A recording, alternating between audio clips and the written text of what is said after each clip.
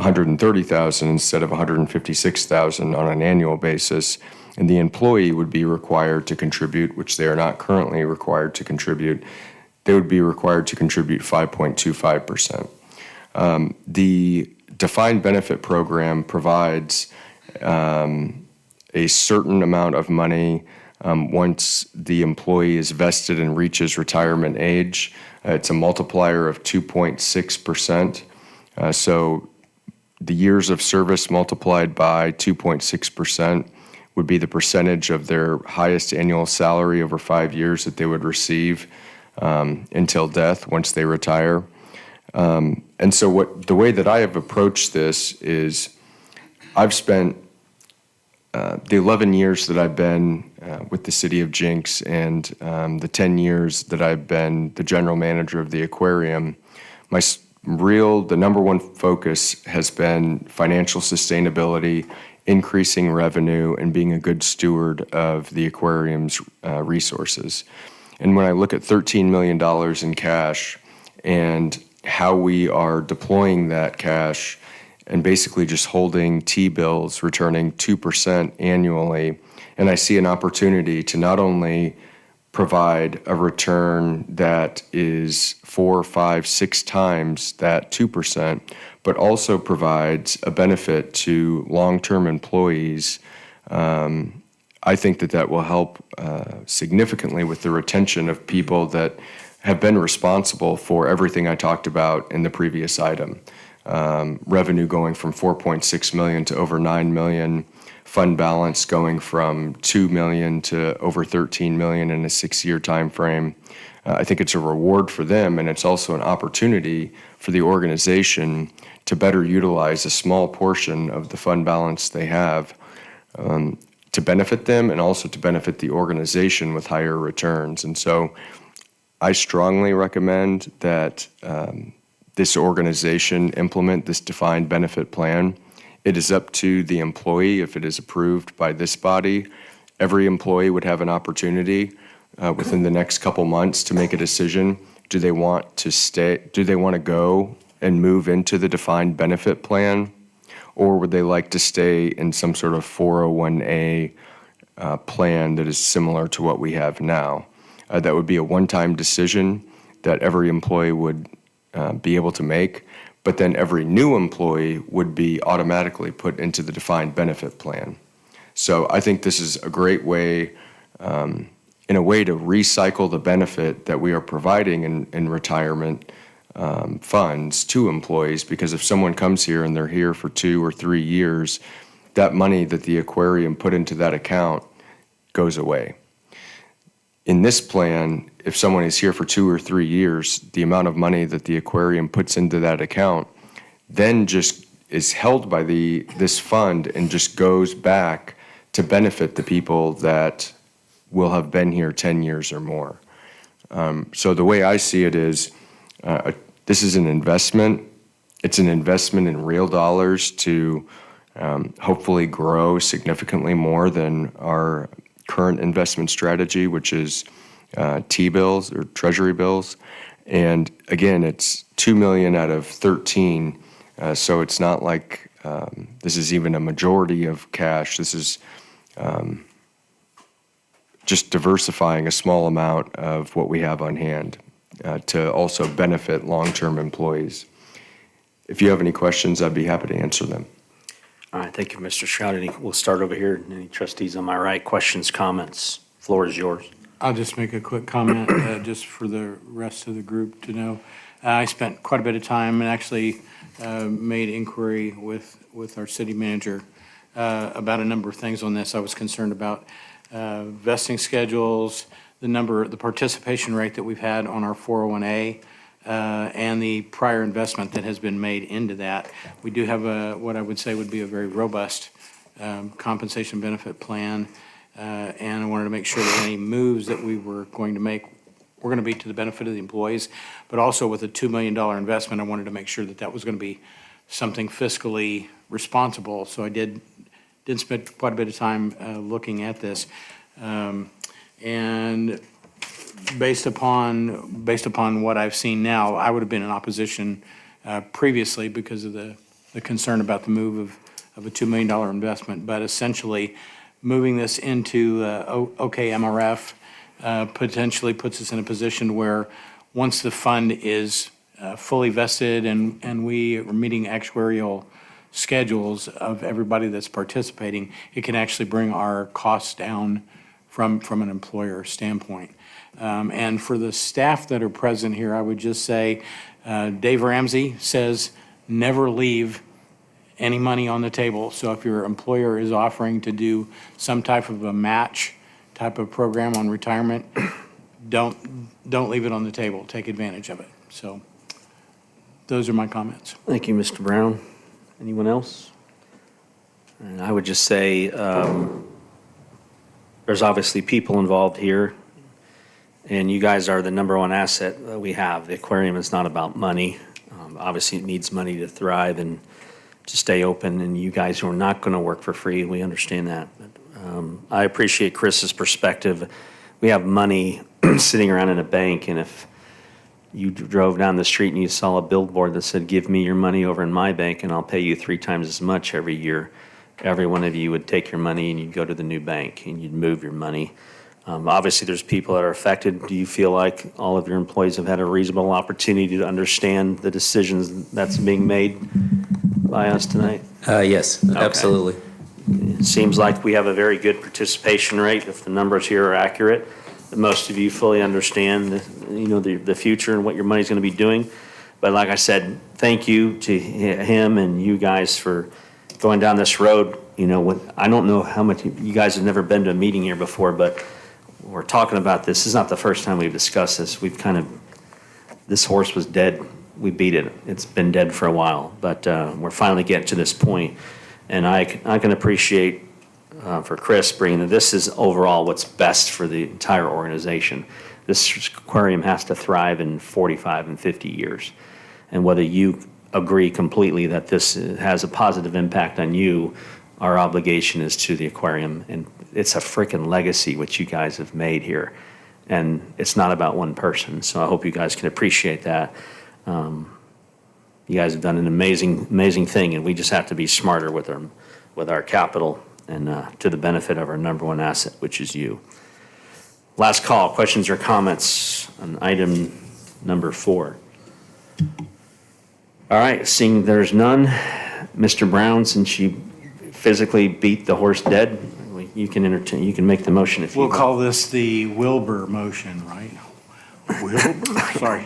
I make a motion that we approve item number 4, Resolution 98, as presented by the city manager. Second. Thank you, gentlemen. Proper motion, the second item 4, Resolution 98. Let's vote, please. Murray? Yes. Abel? Yes. Brown? Yes? Morris? Yes. Chairbox? Yes. Item 5 is Resolution 99, resolution that amends the Employee Retirement System Defined Contribution Plan for the City of Jenks, Jenks Public Works Authority, and Jenks Aquarium Authority, providing retirement benefits for eligible employees of Jenks Aquarium Authority pertaining to contribution by employer, and providing for repealer and severability. Same thing. Any last-minute questions or comments from Mr. Shrout? This just provides the defined contribution option that I had talked about, that there will be an option for the defined benefit and the defined contribution within the next month or 2. That'll be a one-time decision that employees can make. So this provides for the defined contribution plan if an employee were to so choose. But this would not be available for new employees. All new employees hired after this date would be automatically put into the defined benefit plan. Thank you, sir. Entertain a motion on item 5. A question on that. Question. if I could. You say it's a one-time event. Now, is there anything for, emergencies, Castro, call whatever you want to call, of family issues where they have to change it? Is there something that's going to allow them to do that in the event something happens? You would not be able to change the plan. I believe as a part of our current plan that we voted on and debated a couple of years ago, in event of emergencies, or if an employee so chooses, they can borrow against, take a certain amount up to the IRS limit, borrow from their retirement account, but they would not be able to, existing employees would have one option, one opportunity to choose the defined benefit plan or the defined contribution plan. Are you asking about the timeline for when the decision needs to be made? No, it's just, I guess, more of a catastrophe or some family issue that comes to light that they need to change their contribution of it or their plan of it or something, or looking at, I guess, investment-wise. That's, They can, employees would still be able to, will not be able to reduce their contribution in the defined benefit situation. The defined contribution, they can increase and I believe decrease their contribution limit in the defined contribution, but not the defined benefit. okay. All right, thanks. Anyone else? All right, if not, item number 5. Motion to approve as written. Second. Thank you both. Roll call, please. Murray? Yes. Abel? Yes. Brown? Yes. Morris? Yes. Chairbox? Yes, wrapping it up, item 6, Resolution 97, a supplemental appropriation in the amount of $2,108,314 to account 909115250, which is known as the JAA Operating Fund or Aquarium Operations Contractual Services, for the initial funding of this defined benefit plan. And this is the amount of money that we would put with OKMRF, with the assumption, with their assumption of a 7% return over time. Again, the 10-year average has been 11.63%. So this would be moving from T-bills into the OKMRF plan to fund this defined benefit plan. Understood. Motion on item 6. Question on that. Question. Just to, I guess, for clarity or being able to be visible, this money is not new money coming out of the general fund, it's not coming out of tax funds, it's something that's already in their surplus to be able to provide for that, right? Yes, sir. There is $13 million that the aquarium holds at the moment that is held in, the vast majority are in treasury bills, some are in CDs, some are, there's an operating account that may have a couple $1 million we use to operate the aquarium with the revenues and expenditures on a week-to-week, month-to-month basis. This is money that essentially we are not planning to spend otherwise and would be sitting in treasury bills. So it's existing revenue that is sitting in the bank. So that $2 million will be moved out of the $13 million.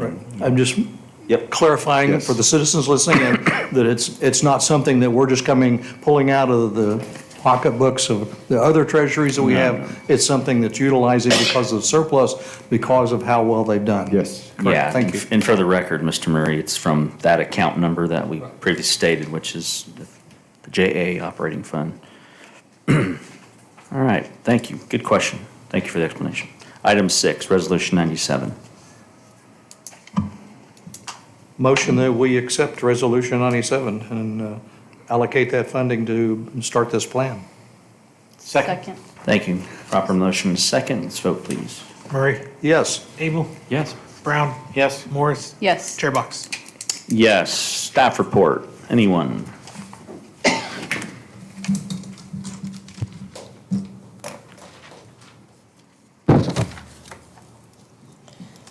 Thank you, Mayor.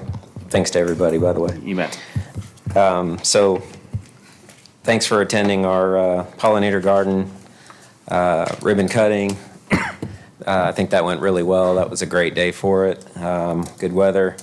I know the Stewart family representatives were extremely surprised at the scope of the project for the money that they gifted us. So in a nutshell, they were not expecting such a grand garden. So that went really well in all metrics. Boomfest is obviously coming up, July 4th. We start at 6:30. We have Sharks in the Park this time for Sharklahoma.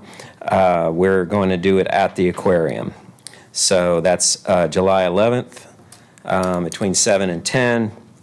We have a lot more amenities there. We will have bathrooms, and also people can pay to enter the aquarium. There's going to be a drone show, apparently, and we will have various activities and that type of thing. We have a book club, Something in the Water, July 14th. Z's in the Seas, July 17th and 18th. We have comedy night hosted by Evan Hughes. That would be July 22nd. And we're showing Jaws. We got permission this year.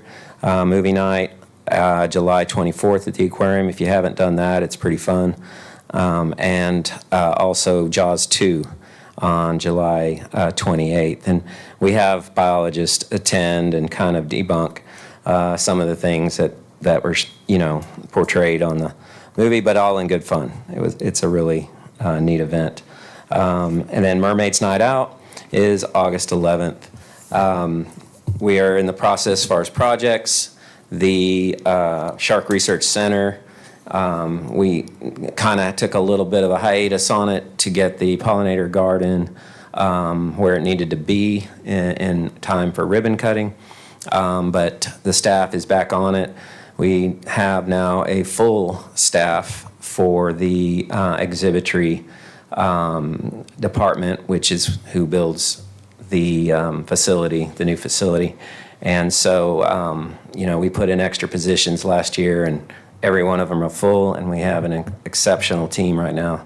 And they're gaining ground really fast with their experience.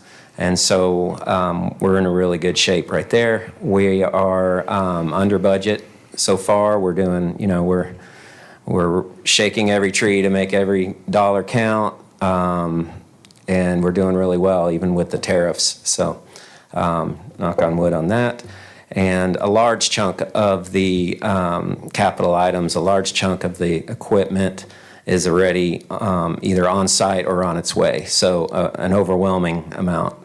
We still have to address whether we're going to use new tanks for the fiberglass rounds, or are we going to cut up and reassemble the old ones. So there's cost involved in both, and that's where we're evaluating. And there's one piece of equipment that we are either going to refabricate or use the old ones. But either way, we're doing really well with that. A bid document is being prepared by Greg Helms, like I spoke about earlier, for the Aquatic Oklahoma Gallery. That's all the Oklahoma fishes. And as it progresses, I will do further updates with that as well. And that's basically what we have going on right now. I don't know if y'all have any questions or. Thank you, Kenny. Questions you. for Kenny while we have them? All right. Yes, sir. Mr. Murray? Update on the quarantine tanks and that facility, how's that looking? I really haven't heard anything on that in a while. Yeah, so like I was just saying, we're well within budget right now. We had to pull some staff off in order to get the pollinator garden ready for the ribbon cutting. The vast majority of the equipment is either on site or on its way. Bless you. There's the remaining fiberglass tanks is what we're working on right now. We have multiple companies that we are checking out what they build, and is it feasible, the cost. We look like we're finding one company that has a product that is that will fit our budget, but we're going to go visit where their tanks have been installed.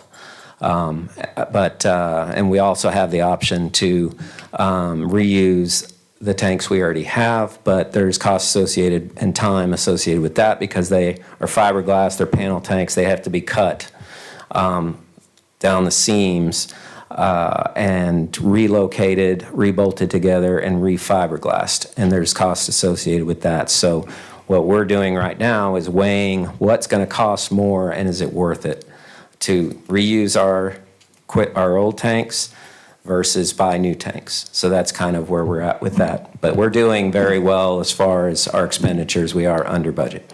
Okay, good, thank you. I get, when you gave me the tour, and there was the big facility that, Yeah. you know, it's kind of open and stuff, and that's, I guess that's part of the refiberglassing the tanks to set in that then? Right, yeah, the space is deceiving right now because there is a lot of empty space, but about 70% of that will be the tanks.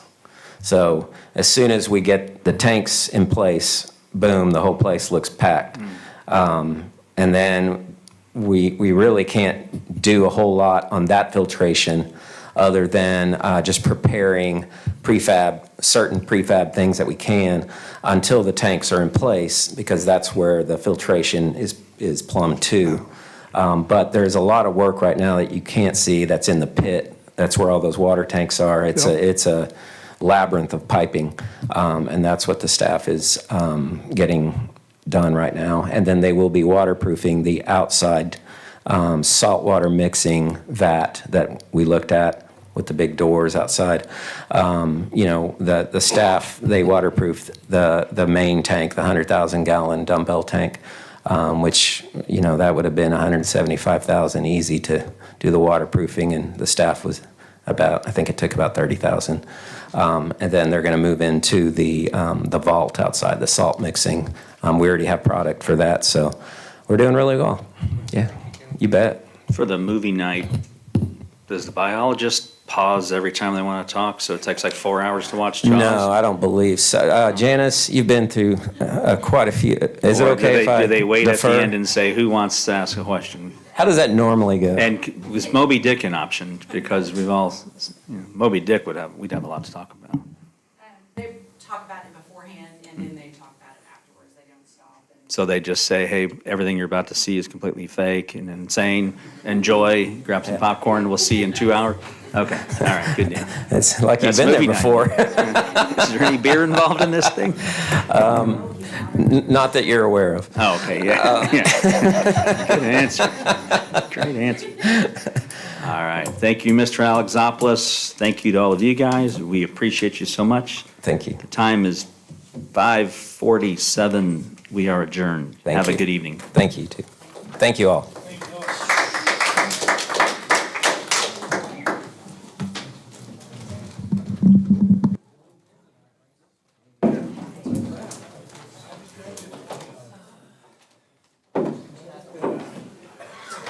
Thank you, sir.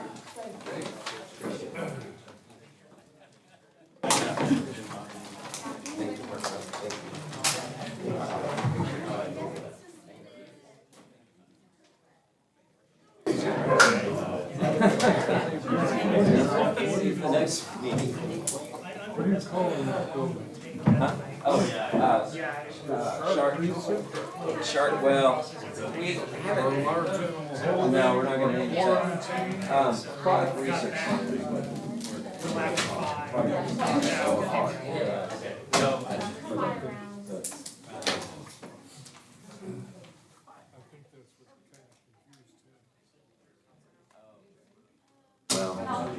Somebody should be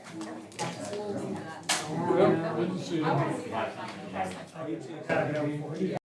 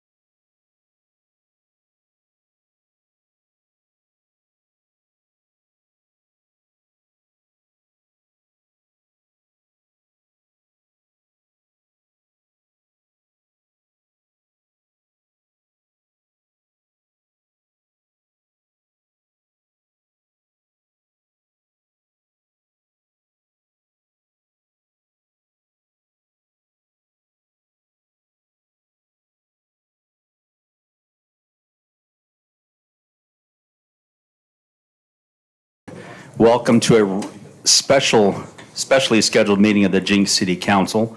Today is Tuesday, June 23rd of 2026. The time is 6:04 p.m. My name is Corey Box. I will be your chair for tonight's proceedings. We do have a majority of our members here tonight, so we will be conducting business on behalf of the city of Jenks. For those of you trying to tune in, apparently you will hear us, but you will not see us. Is that still the case? Yes. Okay, we have video problems, but the audio should be good. All right, so first thing to do, call to order. Mr. Macy. Brown. Here. Short. Here. Emmons. OJ.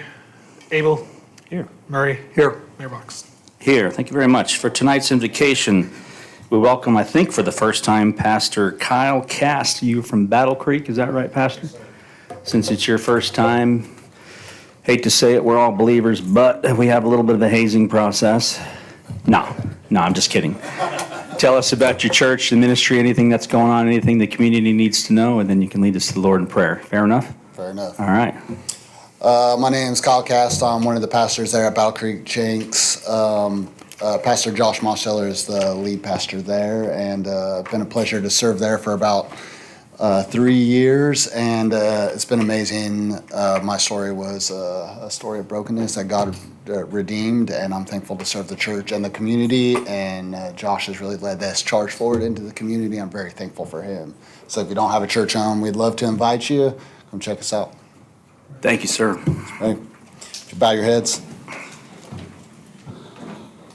Father, first of all, we love you so much and so thankful for you, Jesus, thankful for who you are. God, today, as we go forward to move decisions, conduct business, God, I pray over each government member, God, that your spirit of wisdom would guide them, God, that as you move in this place today and we meet, God, that you would, your hand would be honest, God, that you would steward our words to be your words, God.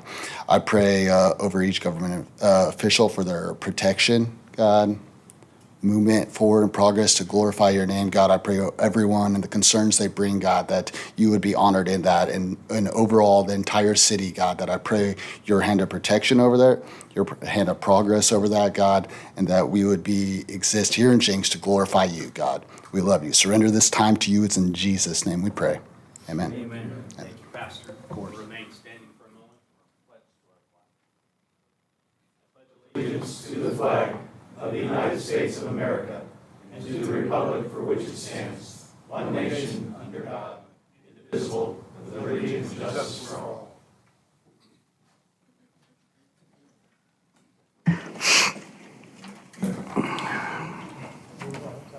All right, thank you, Pastor. We have an animal welfare spotlight tonight. Looks like we have one. Looks familiar. Is this a repeat?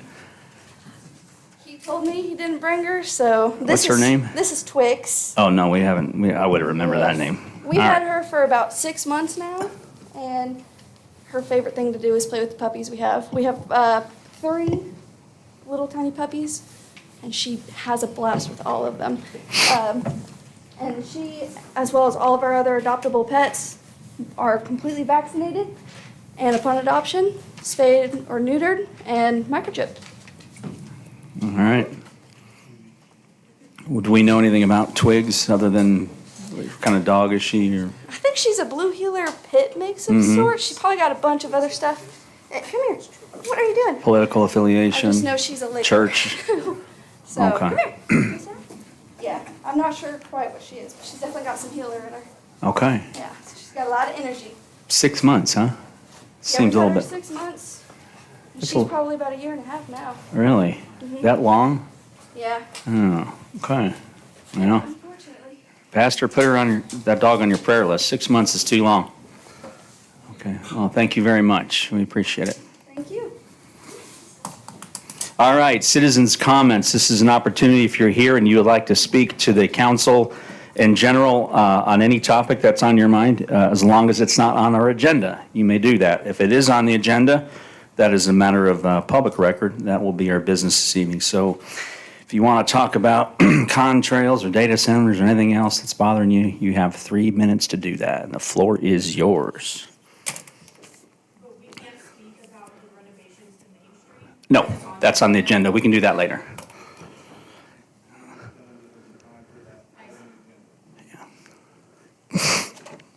Good evening, sir. We have your name and address, please. Matt Bowler, 312 East 124th Street. Thank you, sir. Thank you, Mr. Mayor, councilors. I'm speaking tonight, hopefully under what am I trying to say? A technicality that we're not talking, the agenda does not cover 111th to 121st Street on Elm. It only covers extension of the contract to 121st to 131st Street. So I would be remiss if I did not speak on behalf of both the chamber, as the chair of the chamber board for our businesses in that area, as well as a 20-year resident of the Wakefield Ponds neighborhood. I have seen Elm expanded. When I moved into Wakefield Ponds, Elm Street was 2 lanes from the Creek Turnpike all the way out. So I've lived through 4 or 5 expansions of that street over those 20 years. And none of them have come anywhere close to being the disaster that this expansion has been for both the residents and the businesses. I'm not sure what the answer is, other than we need to do a better job of overseeing and writing our contracts to maintain 2 lanes of traffic, to have extended work hours, to put incentives in our contracts that hurry up the process and incentivize minimizing the disturbances to our residents and our business owners. So I would just ask that if you have not driven that during the day, to try to do that. And to try to figure out why they didn't pave the west side lanes before they started shutting it down to 1 lane to do the storm sewer crossovers. Go take a look at it, sit and watch it. I would love to talk to the project manager. I'm not in road construction, but it doesn't seem to make any sense. So I would love to meet with any of you individually and sit out there and watch at any point in time and have further discussions over this. Thank you. Thank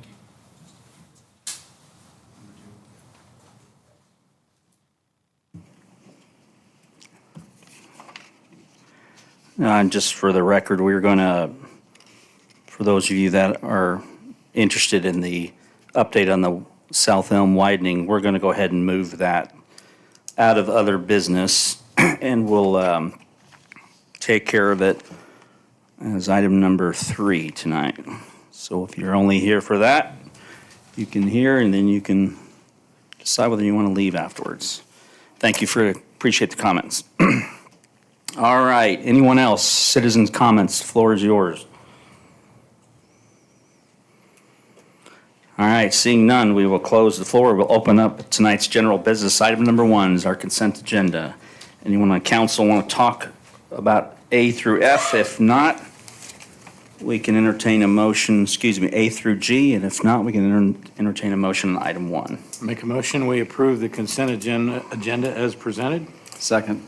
Thank you, gentlemen. Proper motion and second. Item 1, roll call, please. Brown, Yes? Short, Yes. Abel, Yes. Murray, Yes. Box. Yes. No need for item 2. All right, at this point, we'll go ahead and, before we move on to the original item 3, we'll jump right into our City manager report. city manager's report, which includes an update on Peoria Elm. Mr. Shrout Robert, do you have, or Mr. Carr?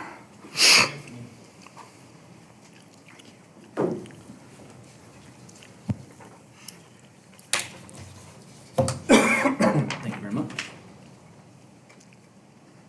Good evening, Mr. Mayor. Is this public information, or is this, yeah, okay. Yes. All right. We can make it available. Counselor Abel, if you could, with your magic reports, if you could make this, maybe summarize it a bit and make sure it gets posted. Thank you. Good evening, Mr. Wilkins. How are you, sir? I am well. I know that we are having a problem that was just discussed about the Elm Street project and the ongoing issues with how we are trying to resolve this and get this taken off of High Center. I think we have a perfect storm. And in the issues that we have listed in the documents that you have before you, is we have shown the schedule, we can talk about all of that, but the main issues that were just brought up was talking about procedural, how we can move forward, what we learn, and then what we can do now. Personally, I live here in Jenks, and I deal with it, and I drive it every day. And my wife also lets me know about it every day. So it is a major issue. It's a painful moment, but I think it's something we've learned. We're coming down an old corridor, taking care of a widening of a street, and we've picked up a few things along the way here. So I don't know where you would like for us to start on this one, or Chris? Could you just go through the document? I mean, even just reading the document you produced? Okay, on this project scope, we could talk about the engineering starting and what's going on. We had a start date on the actual right-of-way and acquisition here back in September of 2020. And we completed the acquisition in 2024 of May. And then the utility relocation started in 2020 also. But it's somewhere along the way, we kind of had some utilities that were not identified.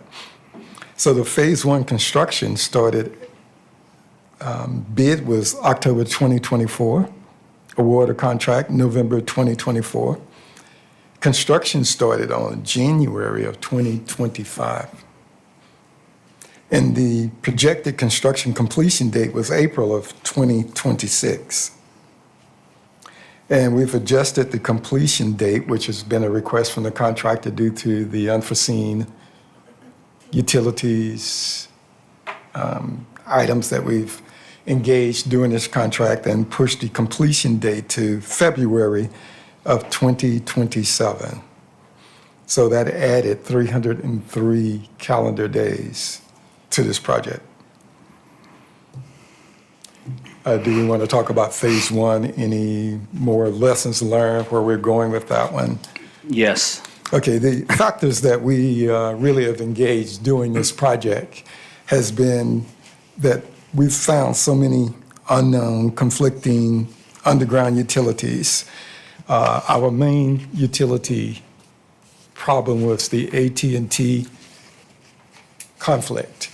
AT&T has fiber optic, copper lines, and quite a few that were not identified. And we had to slow the project down. And the contractor has a sequence of work that they do. And in doing so, they have teams out there that have specific activities that they can do. And the work that we needed to do first, which is bring in our utilities, our underground utilities, could not be performed, just to make it simple, until the utilities from AT&T, PSO, or anybody else out there in the area, ONG, had to relocate. You know, what happened, why they didn't take care of all of these issues, I really can't track back into them to get the real answer. They just say, I'm sorry and I apologize. But they did not follow up on a lot of the utilities that they have there that are active and important, which is difficult for me to even understand that this occurred. But we have had to delay the project multiple times, push back, and we couldn't do anything with the roadway project until we can get that subsurface project taken care of. And like I say, I can go through the litany of days, things that are going on, what happened. Approximately, it's a little boring. It's a fact, we lived through it and living through it at the present time. I think, Anthony, just on the first page, after the phase two construction, and this is to Dr. Bowler's point about what I think he's referencing on the JPWA agenda about contract management, construction management on the southern phase, but you have an explanation of what we've hired a firm to do to manage this project. Correct. Could you go through that for the? Well, we have a roadway construction management team there. It's standard engineering and testing. How long have we had them? We hired them at the beginning of this project. So they came in with the contractor. And who are they called? They're standard engineering okay. and testing. I'm sorry, yeah. And it's a full-time, we have a we have a project manager on the job at all times. And they provide inspection personnel. They process the payments. They make sure that everything is, they edit the payments, so, audit the payments before we get them. So we know that what we're purchasing is what we actually got. They review the progress schedule. Well, one thing that's important, they cannot tell the contractor what to do, means and methods, how to build, methods to use to build. And so that's sometimes where we get sideways on some of the contracts. They attend the construction progress meetings. They serve as our liaisons. They receive and our shop drawings, review them, and then we will approve them if we agree with them or not. So they evaluate, coordinate contract requests for modifications. We've had a few change orders due to subgrade issues, having to relocate components.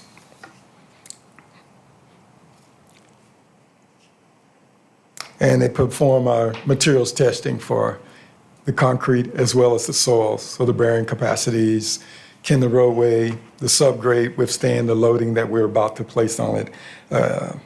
So they'll do that and talk about compaction, the materials type we're using in those areas, gravel, concrete, whatever, filter fabrics. And they maintain the documents, and they do the final markups of the as-built. Chris, is that it, on what you would like to hear? Probably on that page. Okay. So you really want to walk through every page? Yeah. Okay. So the overall project cost. It'll take, Sir? it won't take as much time to go through this as it will to get to 131st Street, so let's just go ahead and do it. Okay, got it. The overall project cost that we had on this for the original phase was $9,117,017.68. We had a net change order in this one of $47,941.76. And for the contract sum to date is $9,164,959.44. So paid to date is $4,389,210.29. The percent of the project costs paid is 48%. That's the percent of the contract cost paid. Percent of the total time is 64%. I'm rounding up. So, in the phase one construction inspectors that we have on the project at the moment, that is standard engineering and testing. Their contract cost to perform this service was $566,826. So now we have a phase two coming up if you want to talk about that. Actually, before we do that, so we don't get buried in the details, let's pause. Any questions for Mr. Wilkins while we have him here? And I know you guys get a fair amount of inquiries about this. Do we want to talk about it? Right. I'm not terribly concerned about the project cost. Any questions you want to help answer to the public before we move on? We can take this bite-sized pieces. I think the right-of-way, if I'm not mistaken, in September 2020, when we started the right-of-way, we also had a situation where an individual landowner passed away, and that's part of the reason for your delay. But is that correct? Am I remembering that correct? We had to go through. That was, I think, Is that phase two? Okay, thank you.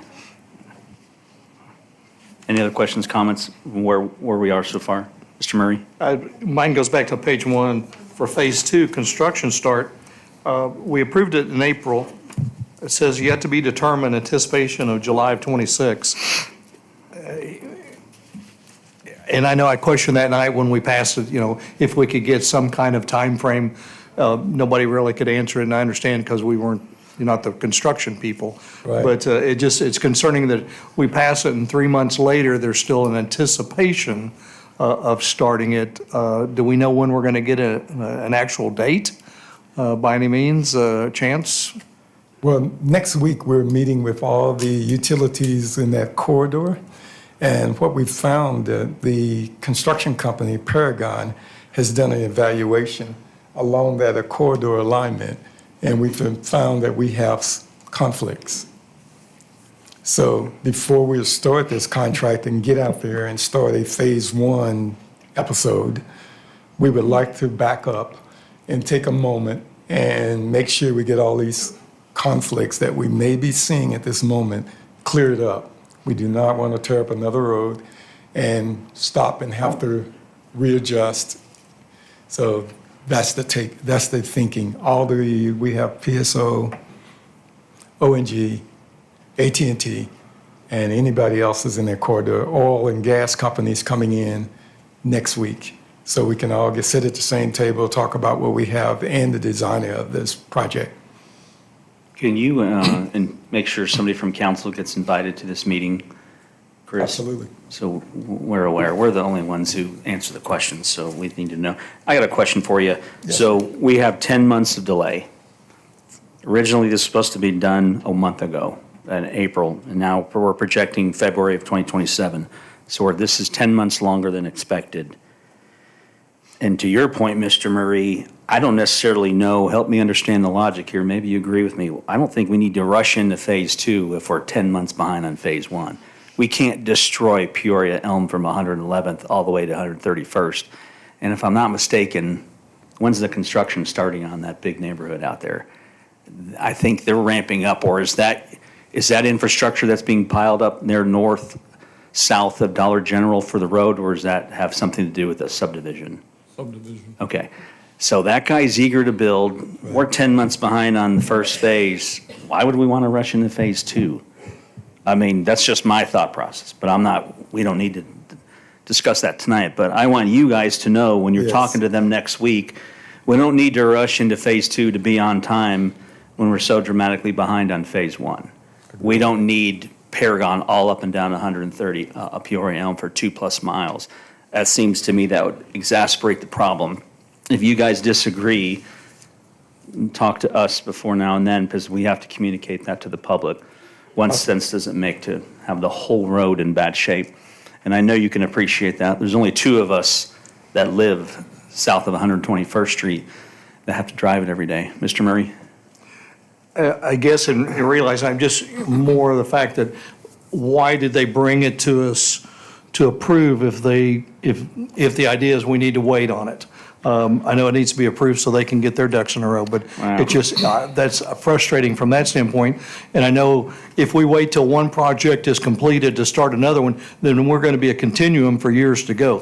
Sometimes doubling up and trying to get it over with, yeah, it puts the motorists at a more unfair advantage, but we've already seen that for over a year now, and I just assume we try to get something done on this in a more timely fashion, obviously.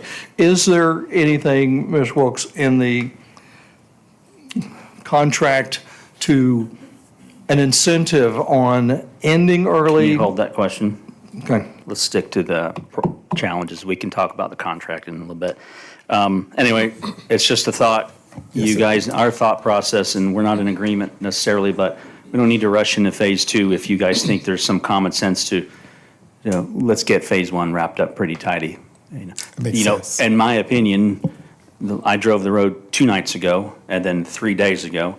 When you get to 121st Street and you pass Casey's, there's finally some reasonable calm. Right. That's the road I've known for 20 years. If it starts under construction in 2 months and we still have 6 months or 8 months left, you can imagine how people feel by the time they get home to Yorktown, right? Absolutely. Where do you live? I live over in 116th Street, Oakwood Estates. Okay. So I get a shorter traumatizing Yeah. moment. Let's try to minimize the pain and suffering for everybody. Okay, so I like this flow, so we can bite this off in little pieces. Let's move on to factors affecting project progress. we can identify the conflicts. Right. Do you want line item or you just, it's just multiple things. Like AT&T does have to relocate they've upgraded and relocated at the same time. Now, what happened along the way, why they didn't, I really can't identify that. And they just overlooked it. They missed it. Their boards, their documents didn't show it. They have it didn't happen. And it didn't happen at the time when they thought it was taken care of.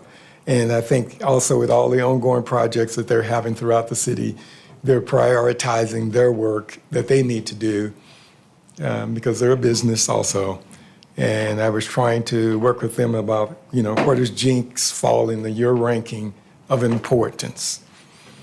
And I know there are some bigger guns in other neighborhoods. We do happen to have a fiber optic cable that is very important, that is running the length of this corridor that we must take care of, must be careful of, and it was for the entire length of 111th to 121st, right in the way. So that's why you've seen AT&T out there splicing, putting in conduit the whole time, and running back and forth. So they have steps that they can do at once. So, and they only have so many teams that they can bring out and use. So that team may be used in multiple places throughout the city, throughout the region. So we've been trying to get them to prioritize that team in Jenks. We feel we're the most important at this moment, okay? At least I have to tell them that, gosh, we need you, and we need you to get here now. One of the reasons that the project is a little behind schedule is when the contractor first started in January of '25, he did his due diligence to see where he needed to go, what he needed to do, and what was in the way. And he found out immediately that AT&T had not relocated anything for the entire mile, which was a little disturbing to us. It took us a good 2.5 months to make contact with AT&T and get their attention. So it's stated in this report here that the contractor was delayed about 4 months before he could really start getting into doing anything because of AT&T. They were very good. The contractor was extremely good about working in areas where there was no conflict with AT&T. They tried to do the best they could to work in any area that was free of any conflicts. So I got to give them a lot of credit for that, although they couldn't go and do what they were planning on doing in the first steps. They still were doing some things. Didn't look very obvious that they were, but they were still working. But there was a 4-month delay with AT&T. Right. So 4 out of the 10 months are the. Yeah, and then one of the next sections on here talks about weather impacts. And we found that doing some investigation on, there were rain days during that time period. I'm kind of taking Anthony's thunder here. Oh, that's okay. But on the third page, there was 90 documented rain days since the beginning of this project. 90 days, which made it very difficult to do any work during that time period. And in April of '25, it was the wettest April on record. I looked at it today and I found that there was 11 inches of rain in April, and our normal is a little bit less than 4 inches of rain. So it made it very difficult for them to be able to do a lot of their work. So you add 90 days onto that. And then if you look at cold temperatures, which makes it difficult to do anything with concrete or asphalt or anything else, there were approximately 75 to 80 days where it dropped below freezing during this contract. So if you add it all together, it's about 165 to 170 days of weather delays that are on top of the 4 months that they had. And if you add that all together, my calculation was that we're right about 10 months behind schedule because of weather and a conflict with AT&T. I'm not trying to give anybody any out of sequence type response. I mean, but that's the reality of what construction is all about. You got to have the right conditions in order to do the construction. Thank you, Mr. Carney. You can proceed. We're on factors affecting project progress. Yes, sir. You don't have to repeat any of them. Oh, but- I know, that was checking it And off. I don't want you to address the council. I want you're talking to the public. That's Yeah. the angle we're looking for tonight, if you would. Okay. And in addition, like you said, in the addition to dealing with the rain condition, the subsurface becomes, we cannot, even though it's not raining, we can't dig up some of the soils. We can't compact the soils. So, it's just a sequence of events that keep falling forward here that delays us and delays us. And that's where one of the bullets here on that third page where it says unanticipated subsurface conditions. That has really been one of the major issues we've run into.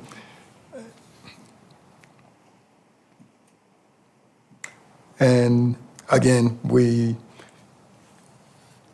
the contractor has done everything as far as I can see at this point. They've been upfront, open about what they're finding, dealing with the difficulties. We've all worked together with everybody out there, talking about our options or how to get things done. And maybe the steps that we could use in the future, learn from what we're going through here. And one of the things I think that's really totally unexpected was the simultaneous projects going on throughout this region. And Jenks is in sort of a landlocked, it's almost like a cul-de-sac, one way in, one way out. And our major street that we thought that we can take out and do work on, we'd have other options, but ODOT has other plans. And I was reading up on the ODOT plans, and they have a 75 corridor plan that they need to take out now. And that's why we've hit every component. And the Polecat Bridge project that ODOT is working on has become significantly more extensive than they ever thought it would be, and it's taking significantly longer than they ever thought it would. And that has an impact on options for our citizens going north-south. People are getting off of Highway 75 when they normally wouldn't. Correct. So. To be clear, though, because we answer this question a lot, an Oklahoma Department of Transportation project has nothing to do with Peoria Elm. So one Correct. question I answer all the time is, why can't you go get those workers over there that are killing it, building a sidewalk, and have them come over here and help? You just can't. No, that's They're a not different ours. team. That's a state-funded project, and and ODOT will do what they do long after all of us are gone, and their schedule is their schedule. And he made that point just to basically clarify that the perfect storm of traffic being bad in Jenks it's a reality. Highway 75 is bad, and the 81st Street intersection is going to make it worse. The Polecat thing is terrible, and I get it. By the time you guys get down and you're turning on 121st to try to go east to get into Jenks, I don't blame you for being pissed. I really don't. I don't blame you for being angry. I don't know what it feels like to do that every day, but I can also tell you that the only thing we can do is make sure that we're not adding to that perfect storm, which is why nobody's talking about doing Elwood. Elwood needs a lot of work. Elwood will be maybe the next big construction project, road repair in the city of Jenks. But I can assure you that none of us are interested in even starting that until Peoria Elm looks like Memorial. And when it does, we can move on and do something else. We can tear up the other side of town. But it's not our intention to limit your options to get in and out of your home. It's really not. So, questions, comments from council before we move to the bottom of page 3? Anything? All right. We can pick up on the bottom of page 3 if you want, under progress may not be visible. Yes. Well, Robert had hinted about that the progress may not always be visible. And I know we've got a lot of comments stating that where are the workers, where they're doing, and what's happening. And a lot of the work sometimes that we're dealing with it's not related to actually on the scene at the time. It could be the survey work, it could be utilities coordination, surveying. Anytime we have weather days, the contractor is still working on a lot of the things that they can, putting components together, because we're doing water, storm, sewer in the area. We're relocating, removing everything in the area. Of course, it was an old corridor. We're putting it back together, but that doesn't help that we are having quite the painful moment at this moment, getting traffic through. And we thought we'd expedite the summer, trying to let the contractor get a lot of work done, because right now we're doing open cut in the street, and there is no easy way to deal with that. So I'm gonna move to page 4, and that's communication lessons learned. And then page 4, we talked about our communication method. One of the main things I hear from the public is, I didn't know that. You didn't tell me early enough. Actually, that's what I hear when I come home. So basically, we're trying to work on that to make sure that those things happen in 48 hours, 72 hours lead time. We usually get with the police force, we talk to the schools, we talk to everybody that we can that's totally going to be impacted by this. We're trying to look at methods to make sure that the communication we put out there is available to everyone, that you can get to it. I know social media sometimes, if you don't have a Facebook page, you might not be able to see it, or something like this. And so we are looking at other methods to make sure that we get information out there in a timely manner. But there are events that do occur that we must take care of right now, and we don't have a moment. It's rare, but sometimes the contractor has dug up something, or we need to go now. We have collapsing soils. So we have created events that would that cause quite a bit of anguish for the public moving through there. So, and the anticipated lane closures and traffic pattern changes, those are the things we're going to work on, getting them, heads up in a timely manner about the predictability of what you can expect. Because school is starting again, and wow. So we're back to another episode of the timing. We moved the timing from the contractor can only start at 9 and supposedly end at 3 or 4, 3 on the school, 4 o'clock now. But we're trying to do everything we can to extend the work hours that the contractor can be out there and minimize the impact to the public. And we're creating a monthly project summary that will be a broad look at the ongoing issues. It will be a sequence of events showing this is where we are, this is what we anticipate, and try to get more information out there. Where will we find that? Or we're working on that through the Facebook, through the city. We were talking about it. The City of Jenks webpage, anyone can get on that. Text alerts, emails. Yes. And so from that would be the best. And then that would link maybe to a Facebook or any social media that would need it. But I think the City of Jenks webpage would be the best place to store it, because anybody can log on to it. We can commit to doing that every month. Yes, we must. Just as we bring you update to the city council meetings, that would be part of it, but more detail, questions where, just like Mayor, you received the document, and it was very explicit.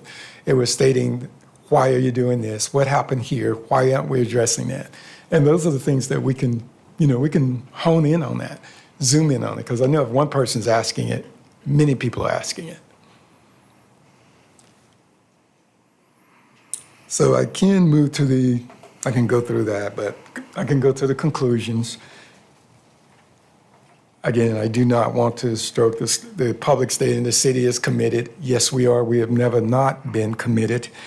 And we do understand, we may seem a little bit calloused in the way we're moving, but there is no turning back. It's moving forward. That's how we get things done. And it may be painful.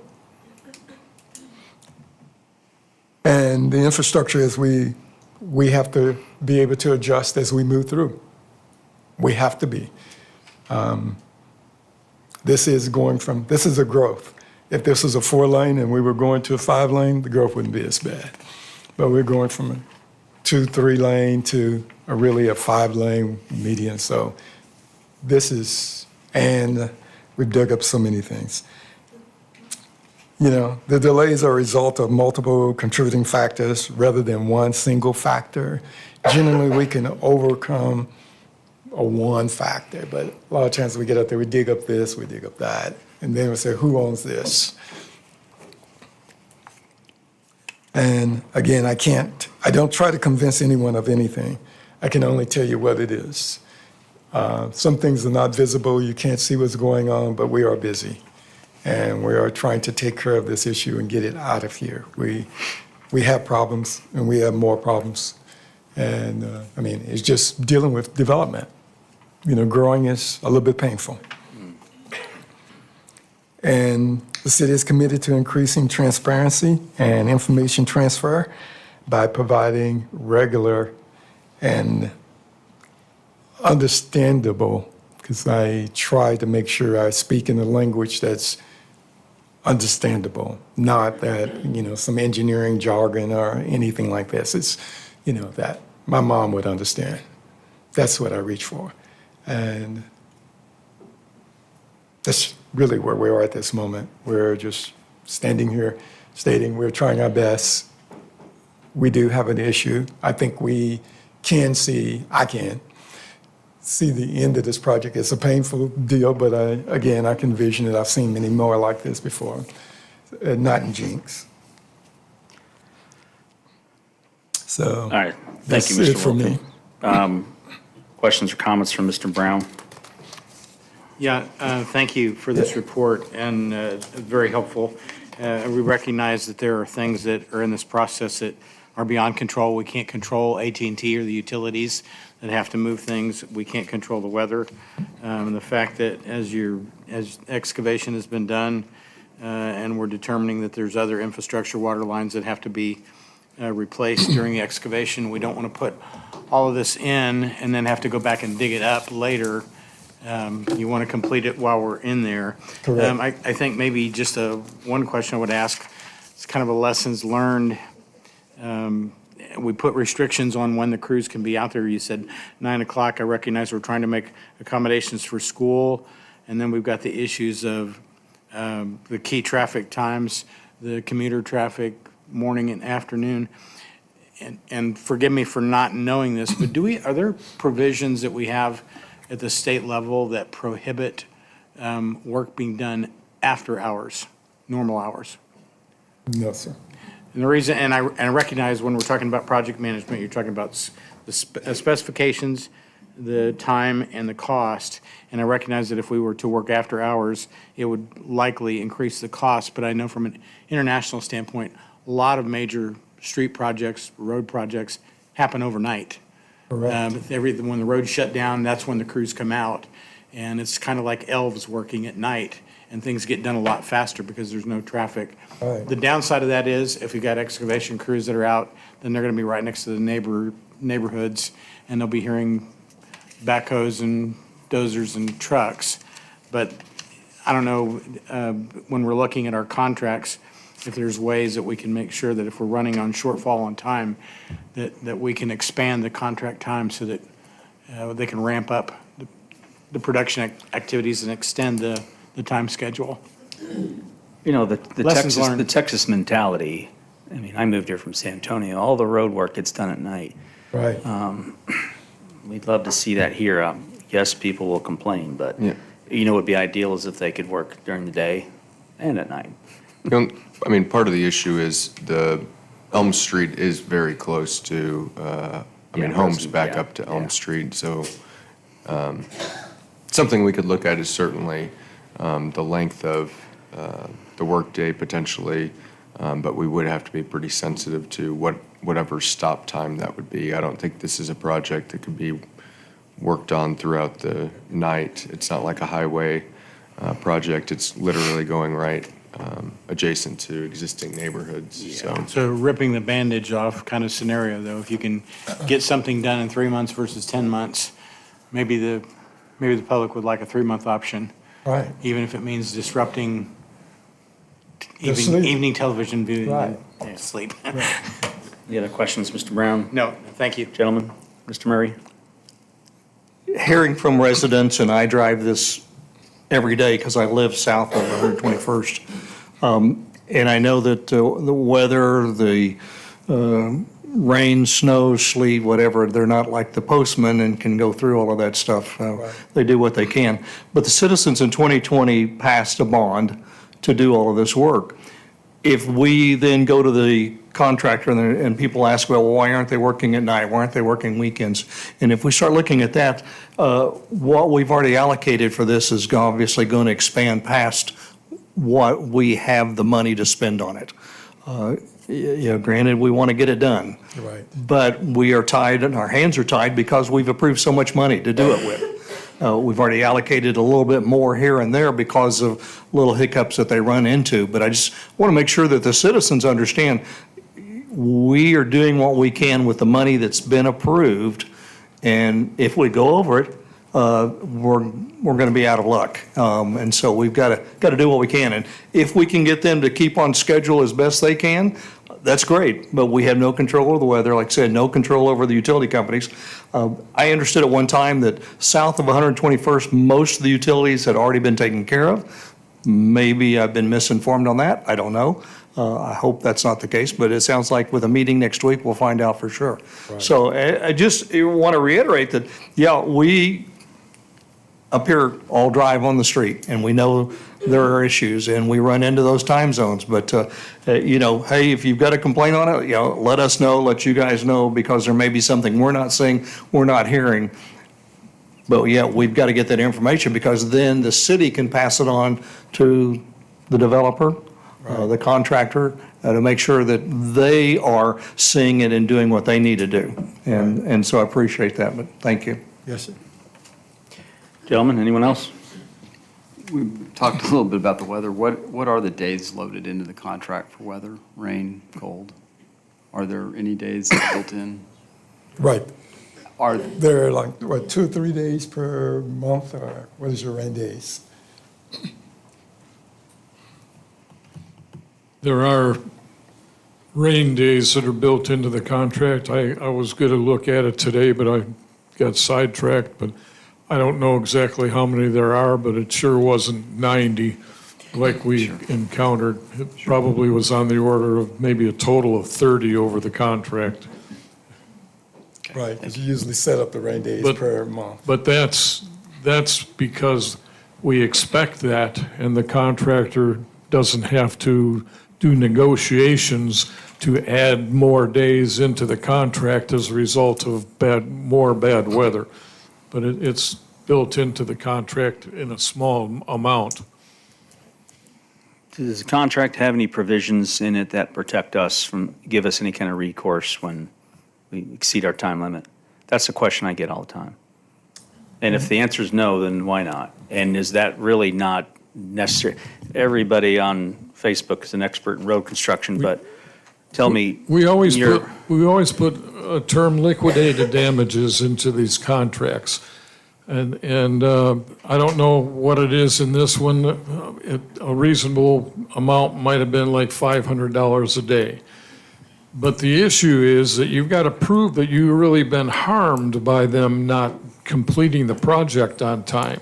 I mean, if you had a deadline that you had to meet in order to be in a particular location on a particular date, and they needed to meet that date and they didn't, then they could be charged those liquidated damages. On a project like this, I think I wish Teresa was here, but I think you'd find it would be extremely difficult to win that argument to charge them extra for liquidated damages. So it's not errors and omissions, it's just, unless we can prove that we've been harmed, there's no recourse. Like Yeah. if you were selling. Have we ever proved Right. in your history of being here, have we ever had any recourse on the construction project? We've never gone back and asked for anything. Okay. Well, that is I think one of the top three questions I get all the time is why are we not penalizing and punishing the contractor for the delays? Right. I just answered. Fair that this question. after- It was a very fair Yeah. question. Yeah. And Again, if you're going to punish, you have to have, it's a carrot and a stick. So you must pay for, if you're going to ask them to do something, if Yeah. you're going to say, I'm going to penalize you, you must also Yeah. provide them. And With there the was game. there was a question that was brought up by Mr. Bowler also earlier was about, can we put an incentive into a contract to have them get done faster? Yes, we can, but it's going to cost you a lot of money to put that in there. One project we did have an incentive on was an ODOT project. When we did 111th from Elwood to the west, we had the bridge out there across Coal Creek, and that was on an incentive. The contractor got it done faster, but it cost more money. Now, how much it ends up costing, I don't know, because it was ODOT administered, so they The did. bridge was an incentive, but the Yeah, overall project the still bridge. took longer than. Yeah, the bridge was the incentive to get it open. So in the end, there was probably a balance. The project took longer, the bridge got done faster. Okay. Well, the bottom line is the people that live in Jenks, they want communication. You can take all this and none of it matters if we're not communicating. So when we say we're going to provide an update every month, we got to tell the truth. We got to admit when we make mistakes. When we screw up, we got to tell them. And if they're out there right now cutting the road, I don't know why the hell they're doing that. We need to know what mistake was made. I'm not particularly care about whose fault it is. We can't do this the second time. And we need to make sure we have good lessons learned before we move on to the next stretch of road. And I think we owe it to the people that are angry to tell them the truth about it. So, and the whole AT&T thing, I mean, giant global company, if they're not responding to Jenks for last on their priority list, then we need to get creative about how to make them move. And I think there's a key point. When you mention mistakes, That's the That- wrong word, but you know, okay. yeah, okay. Right. Yeah, like when I drove up the street the other day to church, and I started reading about all okay, my logic says this is a mistake. This is not the logical order of operations. Until you prove me wrong, the Correct. public thinks something is wrong, and now they're going to do this, and as a result, I'm driving over a 1-inch thick piece of steel, and all the other bad things that happen. Mistake was made, we need to own up to it. And I think people, for the most part, as long as we're telling them what's happening, my experience, when you talk to people, you tell them the truth, we can pour a lot of water on this fire. Right. And so the communication pledge that we're making here, we have to abide by. I would like for you to be able to attend that meeting next week, if you can, Adam, make every effort you can. You've done a great job of communicating and finding a way to do it quickly. If you could be there, that'd be great. If he can't be there, then you can invite me, and I'll do what I can to be there. can I make one more point? Yes. We have a contractor, a well-established contractor, doing this project. As a backup, we hired a construction manager to help manage this project, but our staff, we still need to be a voice for the people driving on the road, even to the contractor and the construction manager, to let them know the priority is the people driving on that road while it's under construction, not just whatever is most convenient for the contractor at any given day or month when they're trying to work on the project. And we need to be an advocate for the citizens driving on that road because that's the most important thing to us. We need to make sure that we're doing that. If we haven't done that, we certainly will, I can guarantee you. With that in mind, and appreciate it, and those 1-inch steel plates are there to keep you from going into a divot, but some of them that don't have it, that just have the chat, are wearing out. If we could have the contractor make sure and kind of fill those up or check on them, that would be much appreciative. Right, like at 1/16th, And because that's my drive. And my last word of advice to residents, I've got a couple emails. I was out of the country for 4 or 5 days, and I read an email that said, "This is an emergency." It was 5 days old. An email to a city councilor is probably not the best way to solve an emergency. You need to call us or text us or call your city councilor, call City Hall. I would call anybody you can. You can even go on and report a concern, as Adam and I frequently try to push you to do that, report a concern from the Jenks website, because that leaves a paper trail, which is better for all of us if there's a paper trail. But an email is not probably going to get you the most timely response. I think most of us here, our number is, I think our number's online, but please call.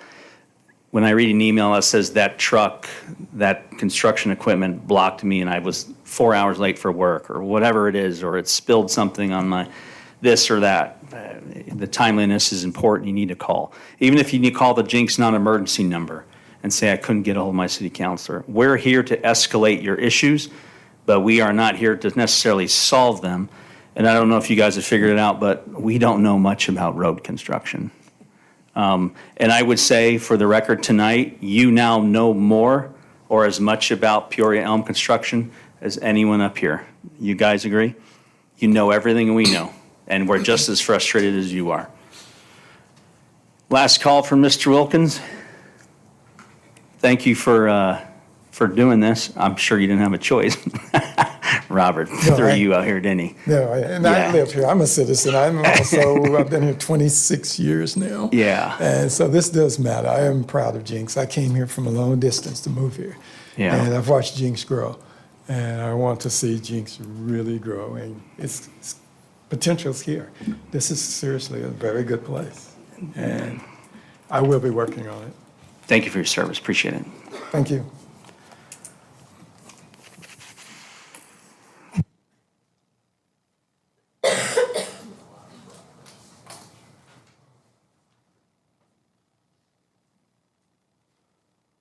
All right, moving on to item 3. It is agreement between the Jenks Fire Department and the IAFC for a production and distribution of a thought leadership video. Chief Ostrom, if anyone's interested, we're on page 48. If you happen to have one of these, you can follow along.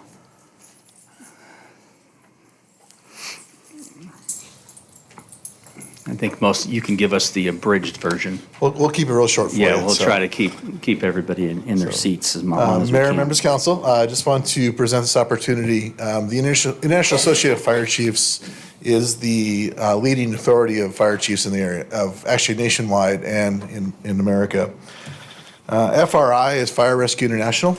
That's held every year. It's our main convention that all the fire chiefs gather at. It's also a great leadership opportunity and training opportunity. We usually send 4 or 5 of our officers to their training program during that time as well.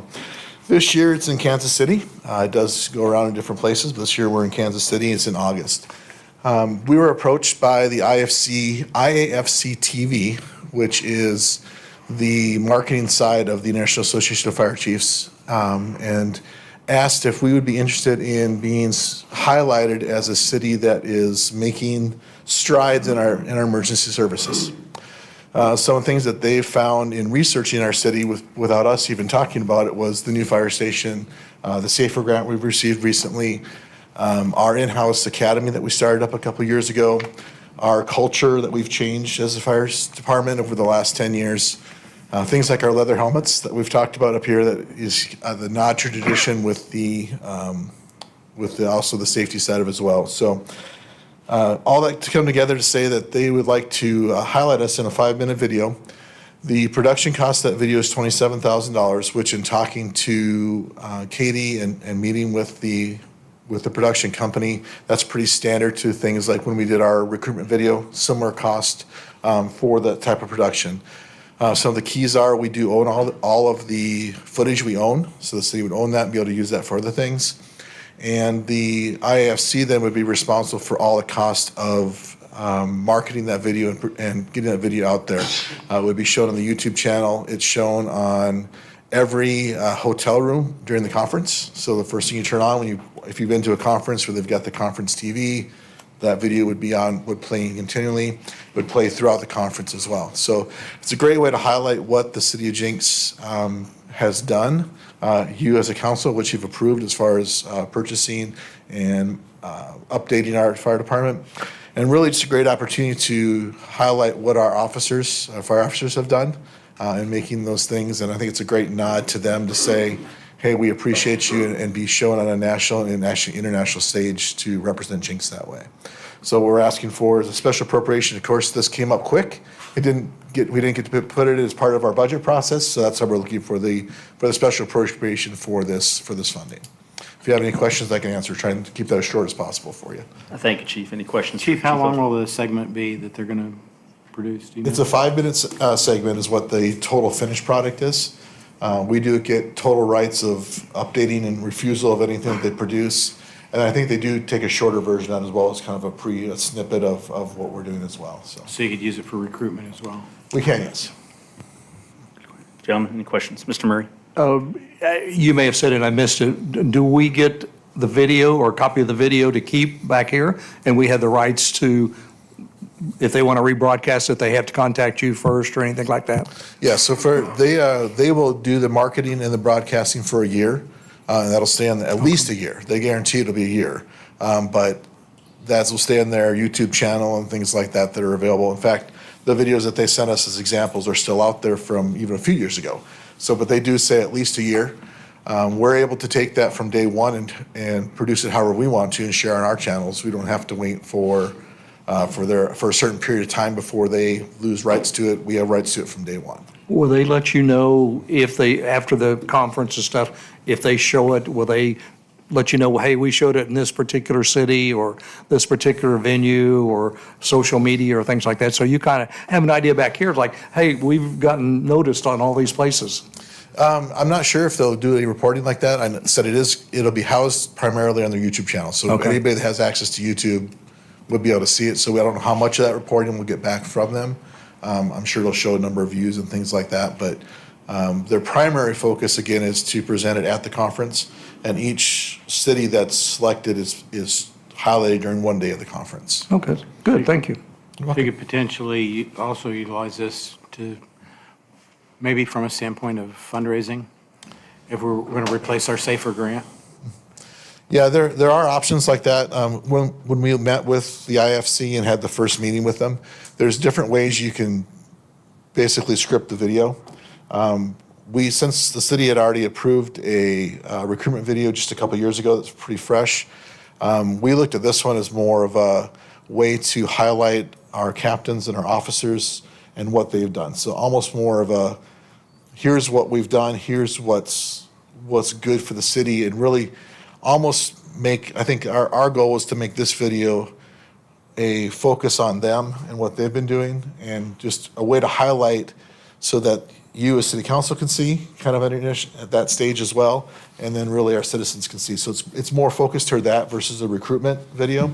That's the way we looked at this, is the best way, I think, to really stand up and say, hey, look what our guys have done, and this is being recognized on an international stage. Thank you, gentlemen. Good questions. Item number 3, motion, please. I make a motion that we approve the agreement with Jenks Fire Department, IAFC, for the production of this. Okay. Second? Thank you. Proper motion is second. Item 3, let's vote, please. Brown. Yes? Short.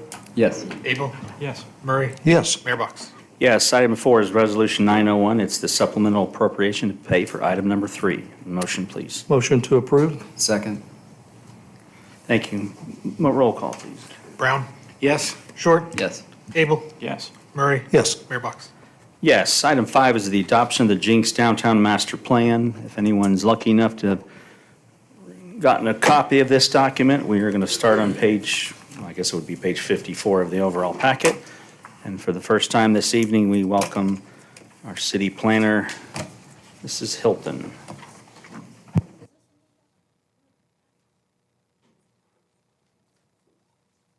Back up to that page.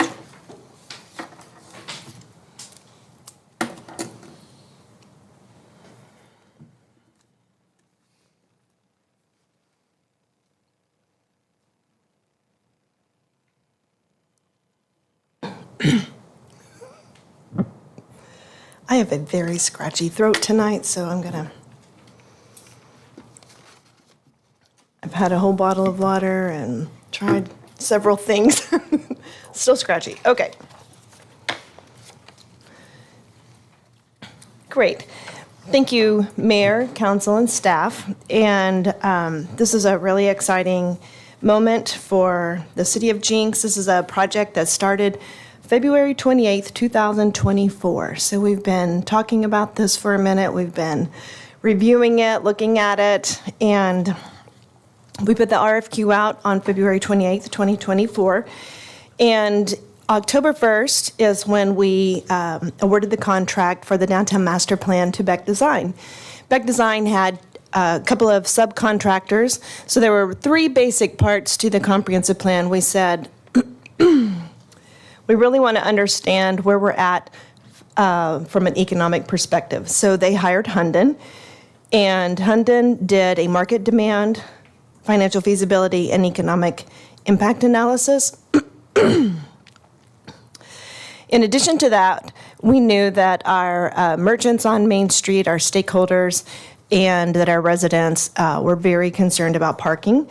That was the second part of the process, and that was done by Walter P. Moore. They're an engineering firm. I think they have other things that they do, but they are an engineering firm.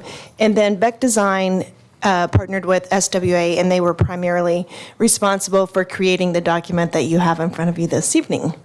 So with that being said, there's a kind of a framework, a layout. I tried to put the dates in. We'll go to the next page.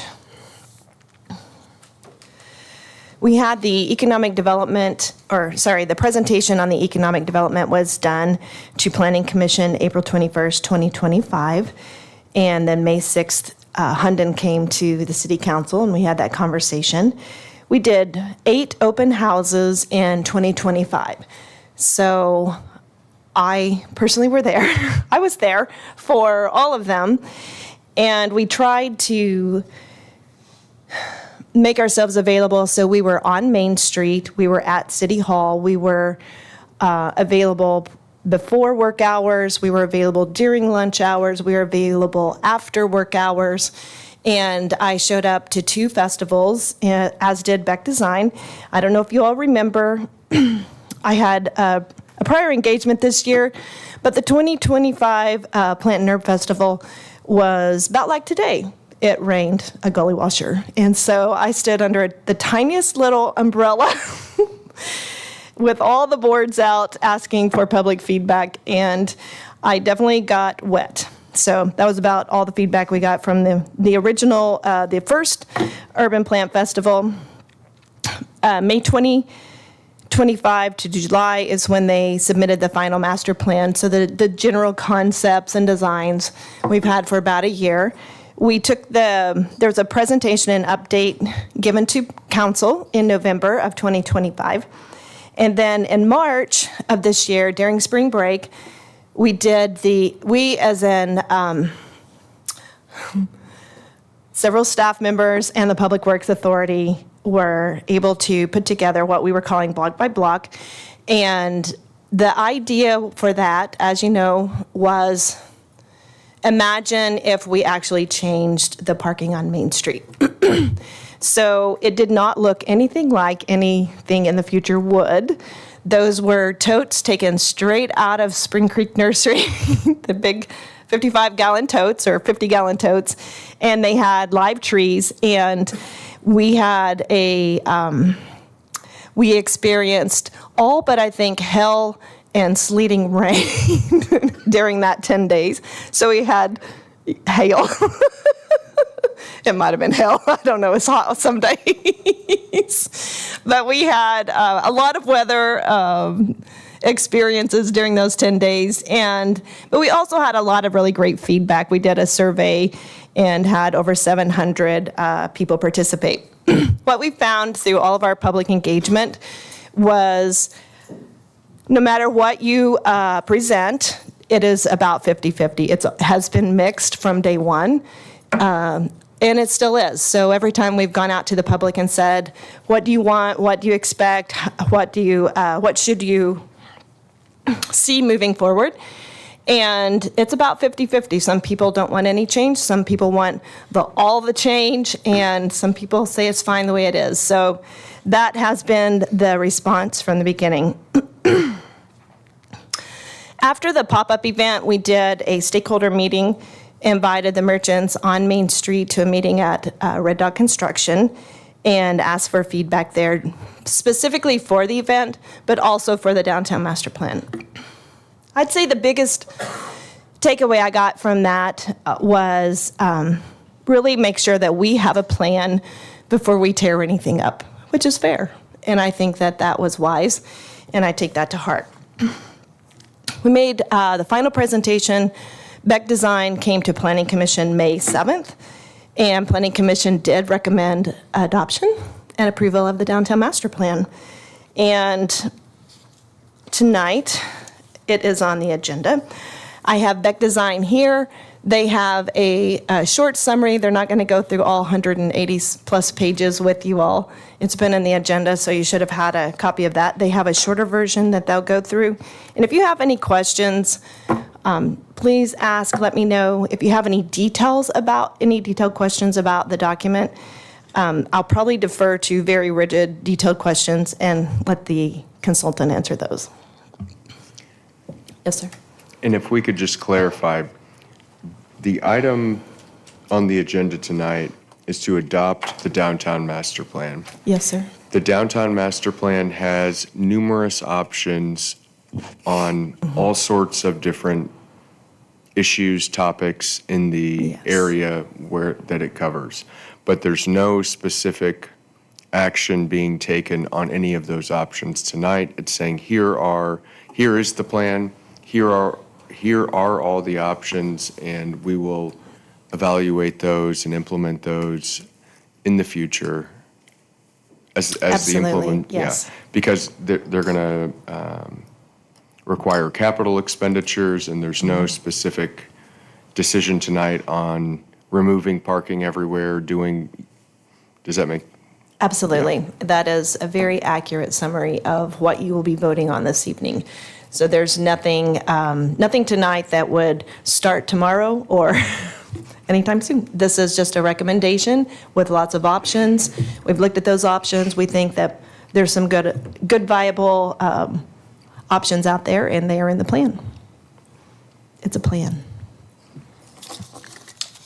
Okay, with that being said, if you have any questions for me, I'll be happy to try and answer them. Otherwise, Anthony Miave and Don Beck are here with Beck Design, and they are welcome. I'm happy to turn it over to them. Any questions? Yeah. Gentlemen.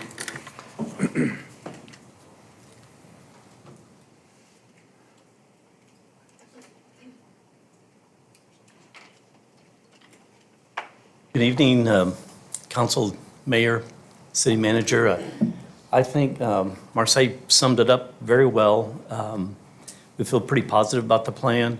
The goal all along was to maintain and preserve the character of downtown Jenks, the scale, the neighborhood, the real humanistic, but the scale of what's happening. And so when you do decide in the future to move forward with the plan and you're looking at those options, all those options would be tested out and what's the right fit. And a master plan always has built-in options for flexibility, because what we know today will be different 5 years from now. So there is a lot of flexibility built into that plan, and that's why those options are there.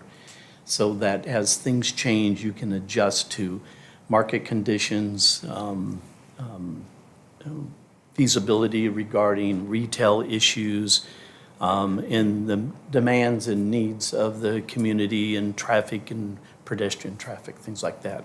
So Anthony was our project manager, and any questions that you have for us, we're here to answer. How do you guys want to do this? Are you going to go through the executive summary first? You don't want to go through the entire 186 pages? And we could probably wrap up by Friday. If we could, for a show of hands, if you own a business on Main Street, that's your audience. Just want you guys to know. We appreciate it. We've heard this a number of times, but I know you're looking at us, but we normally don't have anybody that shows up to these meetings, so that's what we're here for. Well, All right, Anthony so will yes. give kind of a real 5 or 10 minute broad overview, and any detailed questions we'll do our best to answer. Thank you. Again, thank you for having us this evening. As Don said, we'll kind of go through briefly, but what we are doing is providing a framework, right? Providing that playbook so that the city can start to implement these at the right time.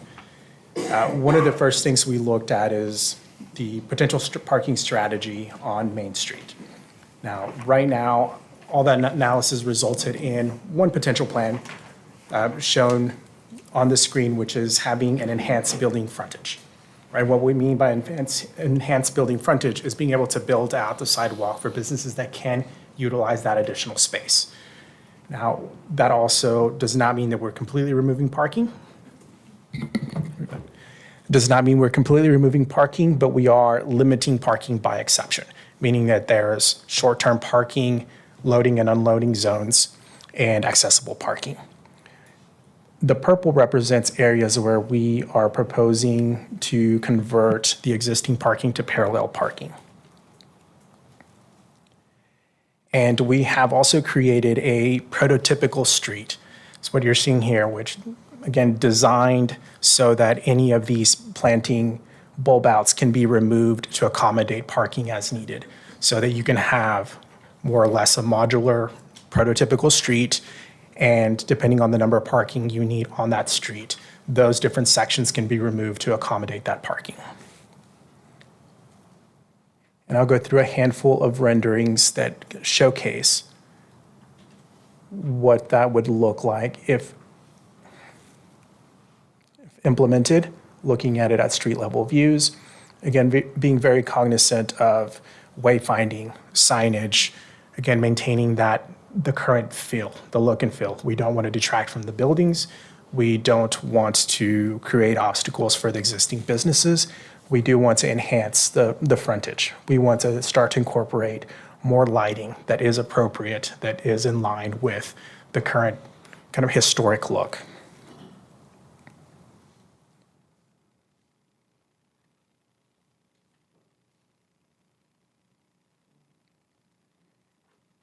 And as you see in these renderings, these are representations of current Jenks. So we are taking the existing 85-foot right-of-way. We are, in these rendering, representing the existing businesses and buildings that are throughout Main Street.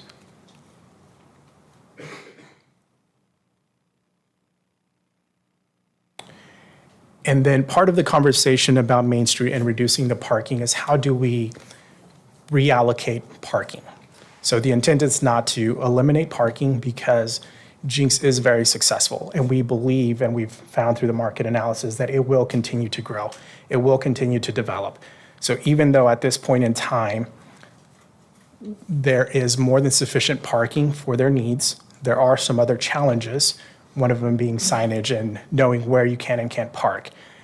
But we also know that Jenks is going to continue to grow.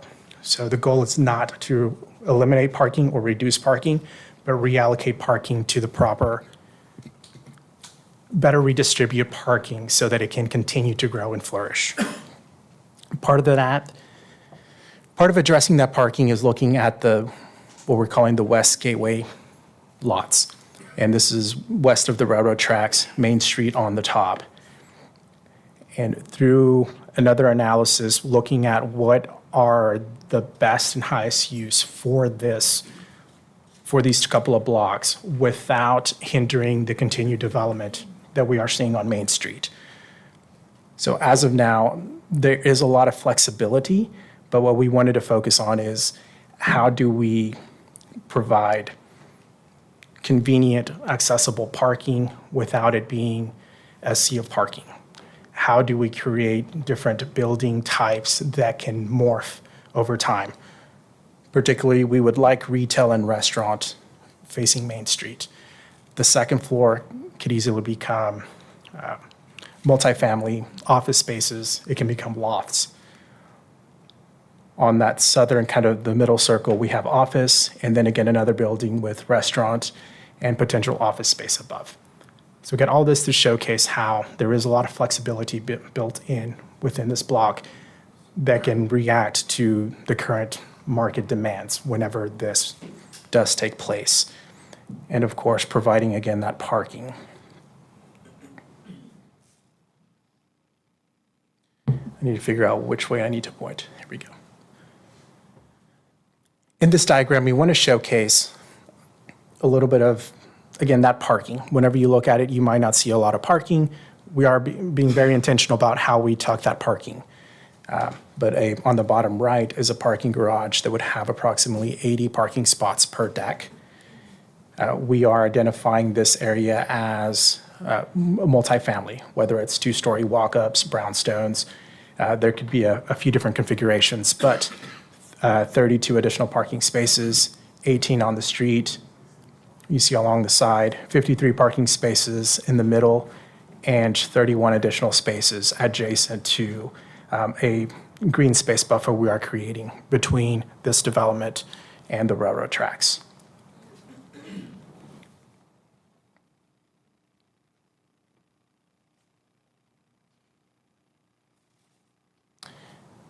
And again, another image to showcase that. In the previous one, you saw some diagonals.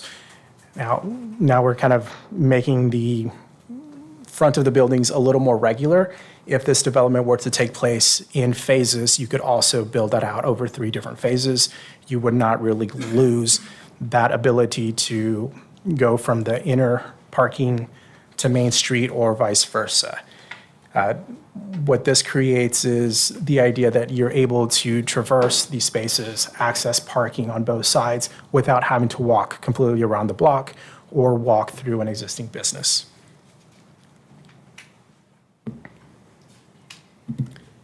And again, going through a few renderings of what those spaces could potentially look like, where there's a lot of those opportunities where before you may have only been able to use the front of a business. Now, with this strategy, you're able to utilize the front and the back, and with the cut-throughs, not only are you able to have quick access to both the front and the back, but you are creating additional storefront.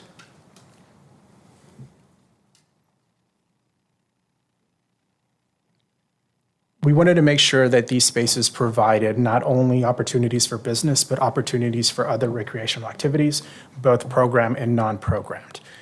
We wanted to take advantage of that buffer we have to have between the railroad tracks and this development to create spaces where people would linger, a park-like setting, somewhere you can go walk, somewhere you can have a farmer's market, or other more seasonal kind of activities on a more regular basis.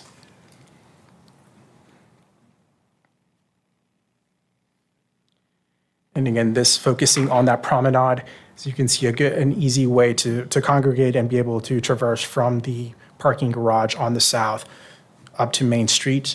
And you can see in the image on the right, there is additional parking. And on the left would be spaces that start to blur that indoor-outdoor use, so that businesses along this development could also extend outside, whether physically or just visually, creating those more open connections.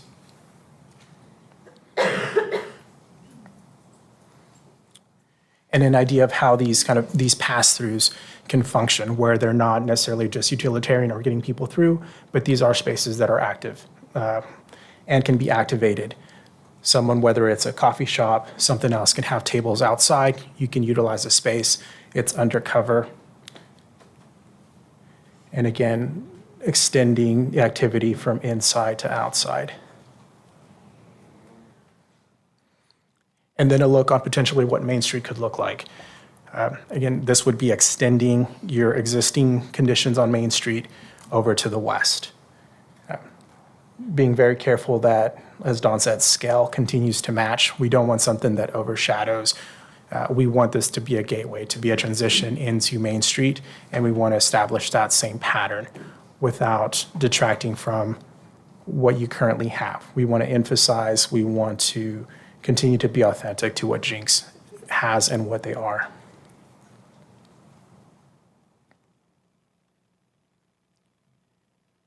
And just a handful of aerial views, again, to give you an idea of how we're playing with the different spaces, buildings and parking.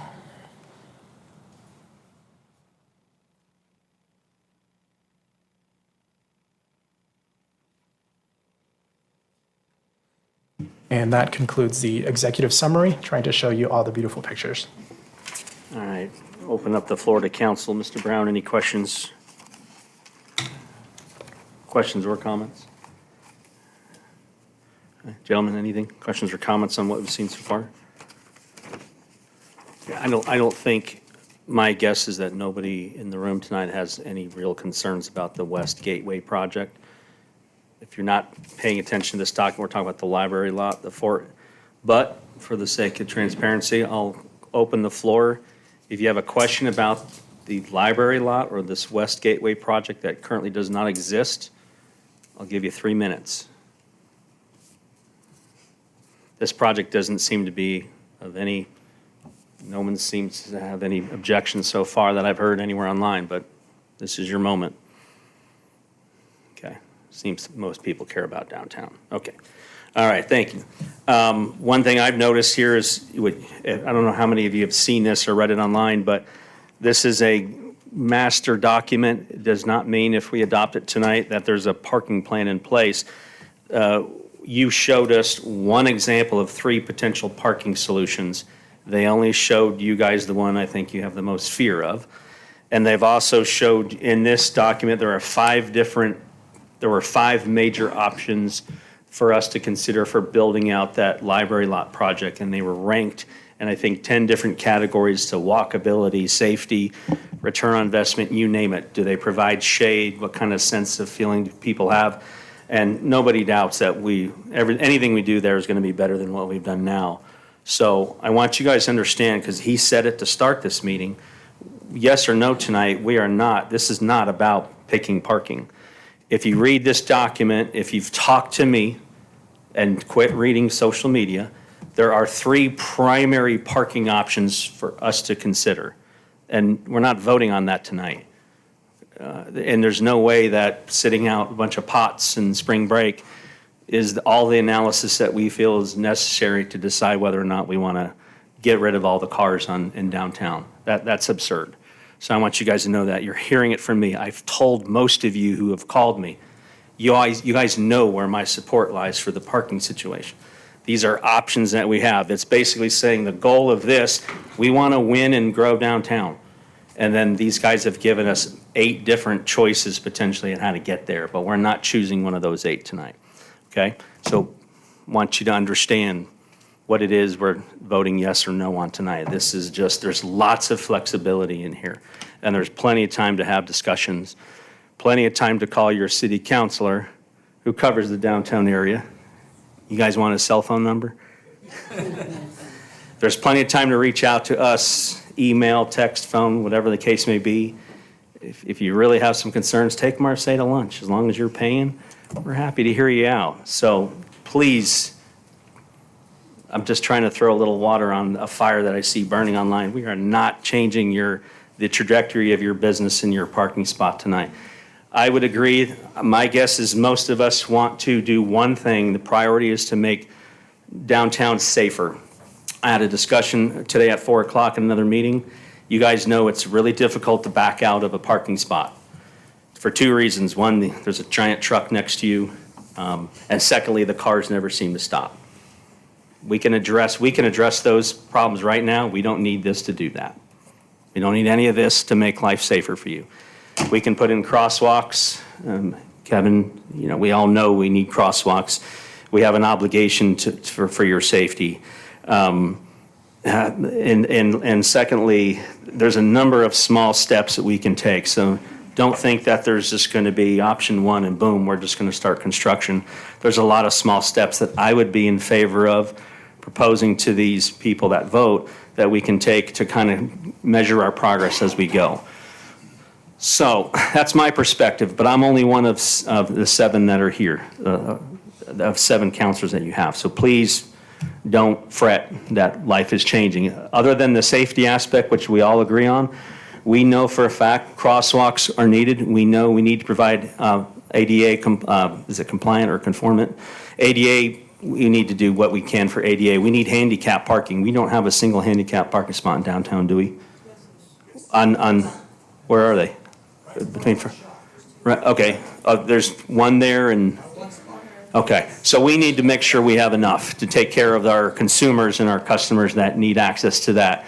But I would, if you take a look at this document and you're thinking about your future between First and Second Street or First and whatever, there's a good chance that some of the parking is going to go away. But there's also a very, very good chance that we're going to provide a lot of parking spaces that are easily within walking distance.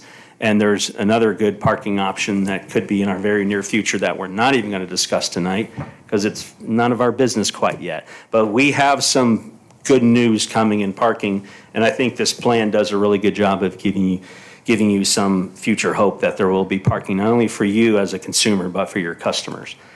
So I'll drop the parking thing. I know that's why everybody's here, is parking. Questions or comments from council?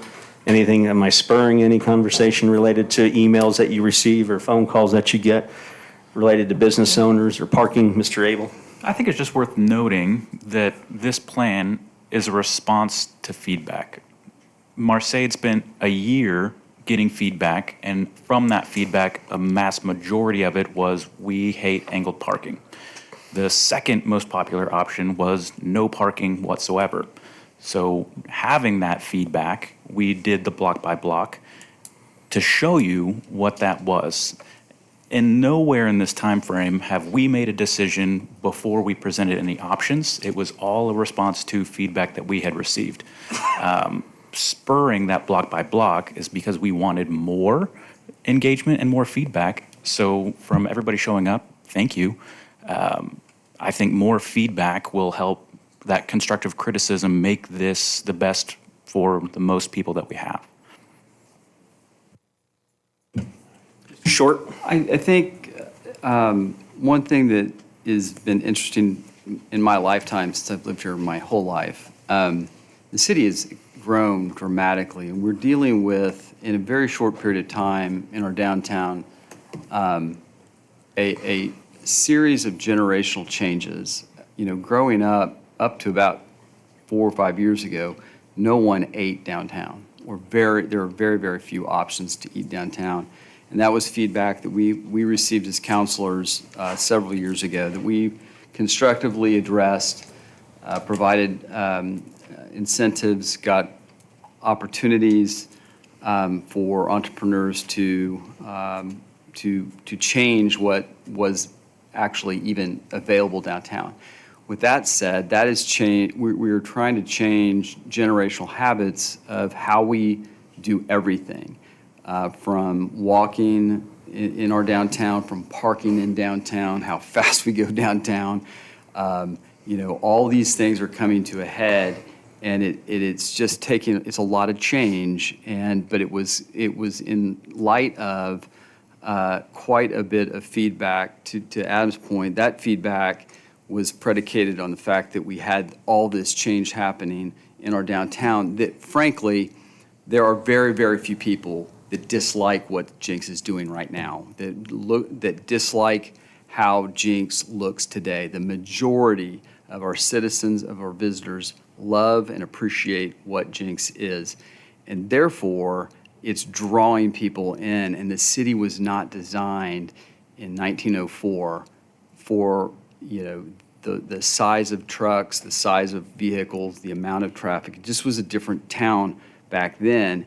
And so we're dealing with, you know, new facts, and to the point that the consultants are making, we're going to have to analyze a lot of different things. And that's why they did their best, based on a year's worth of feedback, to provide us a master plan. And again, we're going to have to analyze, to Chris's point, we're going to have to analyze all these different aspects and all the different opportunities, and we're going to have to make a decision, and we're not going to please everybody. And some people are going to love it, some people are going to dislike it, some people are going to be fairly neutral on it, but we're doing the best based on the feedback that we've received, the feedback that Marseille's been provided. She's done everything possible to give her time for us to be able to, as citizens writ large, to give constructive feedback to her to help develop this plan that we're looking at tonight that the Planning Commission approved the other week or so ago. So, with that said, this is hard. This is generational change. We're changing a lot of people's habits in a very short, on a relative, 100-plus year timeline in a very short period of time. But there are very few people that don't love and appreciate how Jenks has evolved in that short period of time. Mr. Mayor. Thank you, Mr. Short. Mr. Brown? Yeah, if I can just kind of weigh in as well. The mayor has mentioned is that we're looking at more of an incremental implementation as we begin unpacking the details in this. We don't want to, I know that you got the school of thought of go big or go home, but I think we're going to try to be very circumspect in the decisions that we make with the recommendations that have been made. And I know there's been a lot of different discussions, again, about the parking. I know I recently had the opportunity to go visit Cherry Street with some of the changes what they've made with their back-end angle parking. And it sounds really good in theory, but you got to be able to get traffic to stop to back in. So again, we've got to look at all of these different things, and we are going to be, again, looking at more of an incremental approach, I'm sure. Thank you, Mr. Brown. Mr. Abel? Last bit. I already gave my 184-page packet away, and I'm volunteering everybody else's here. If business owners, residents want these packages that are in color, we can get other copies, and we'd be happy to supply them. Yeah, and they're online as well. And they're all online. If you have a big monitor at home you want to look at. All right, we're going to halt discussion from the council. I'm going to open the floor to the public. Can you get that thing to work, Mr. Macy? I'm going to give you about 3 minutes. If you want it to value, the best value of your time is we want recommendations and suggestions. Partner with us. We're just 7 people. We don't have the best ideas. We represent you. We want to know what you think we should do as opposed to what we should not do. So we need your feedback. We need your suggestions. If there's anything we're missing, you want to put in a traffic light, these are all good ideas. Now's the time to do it. I'll give you about 3 minutes. And all we need is your first and last name, address, and if you are a business owner in Jenks, we'd love to know who you are and what your business is as well. Floor is open.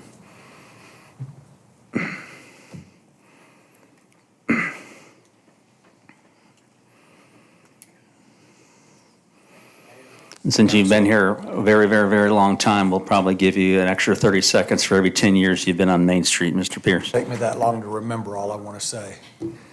My name is James Pierce. I own American Heritage Antiques as well as the building at 101 East Main Street. I've been down there for 26 years now and a half, something like that. I am really pleased to hear some of what I was hearing because there's just a lot of things that we don't hear. While we, have attended meetings, there's still a lot of decisions that we're not hearing about. And so when my biggest frustration is finding out today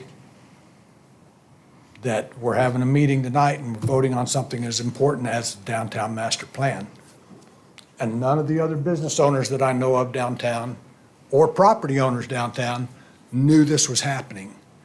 That's not transparency. Y'all have our numbers. You have our email addresses. You know where we are. I think that it's critical if you want to maintain positive relationships with the business owners and with the property owners that we're informed so that I'm not trying to read through a 184-page document at 4:30 in the evening before a 6 o'clock meeting. That's not fair. I need more help than that. These are, these business owners and these property owners have major investments down there. Some of these things I'm going to really like as, this develops through downtown. Some of them I'm not going to like, undoubtedly. I didn't like blocking off Main Street parking for a week. My sales were off 71% for that week compared to the same week the year before. For the month, I was off 40%.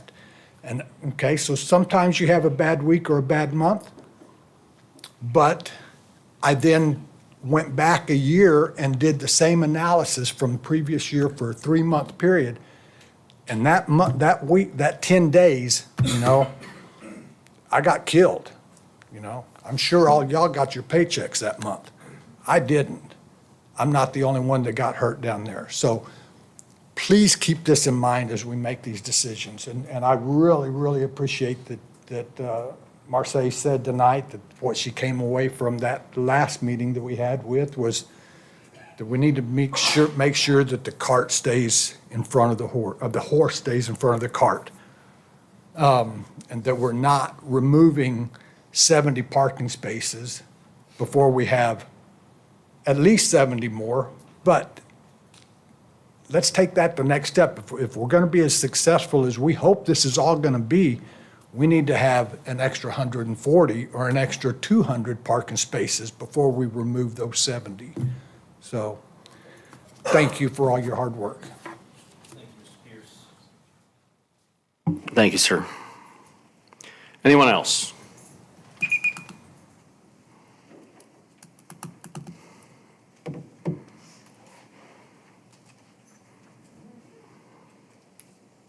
Hello, Hi, good my evening. name is Adela Irwin. I live at 908 North Ivy Street. I'm a street over from Will's house. I have not been a Jenks lifer. I just bought a house here 5 years ago. My son is special needs. He has been in the Jenks SPED program his entire life. He's been a Jenks lifer since we came, since he started school. And the thing that I frame my life from is, will this help my disabled child, right? And because, disabled children turn into disabled adults, right? They don't just disappear. And so I'm not saying that Jenks doesn't need a downtown renovation. I'm not saying any of that. We obviously need more ADA parking and things like that because there's currently only one. I said 2 earlier, but I consider Rustic Creamery kind of one. Anyways, I guess I just want you guys to keep that in mind. Just think about the children that this could affect.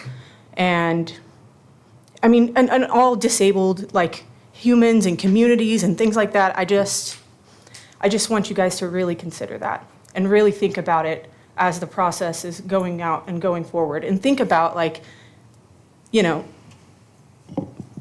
think about the parents here in town and that we have to deal with this. So that's all. I would just implore you to think about the children and maybe give us one more parking space for ADA. Yeah. What else can we do other than parking? What's the answer? I don't know what the answer is. I'm going to be honest, And it was really refreshing to actually come to a meeting and hear you guys speak and hear you're not just voting for this overnight, because I'm not going to lie, I came to this meeting expecting that. You read that chit chat thing, didn't you? Mm-hmm. That's no good.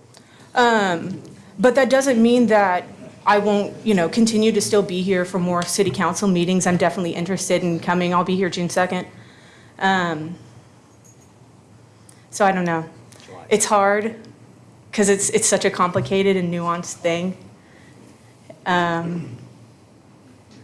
I don't know. I just frame everything in my life from will this help my child?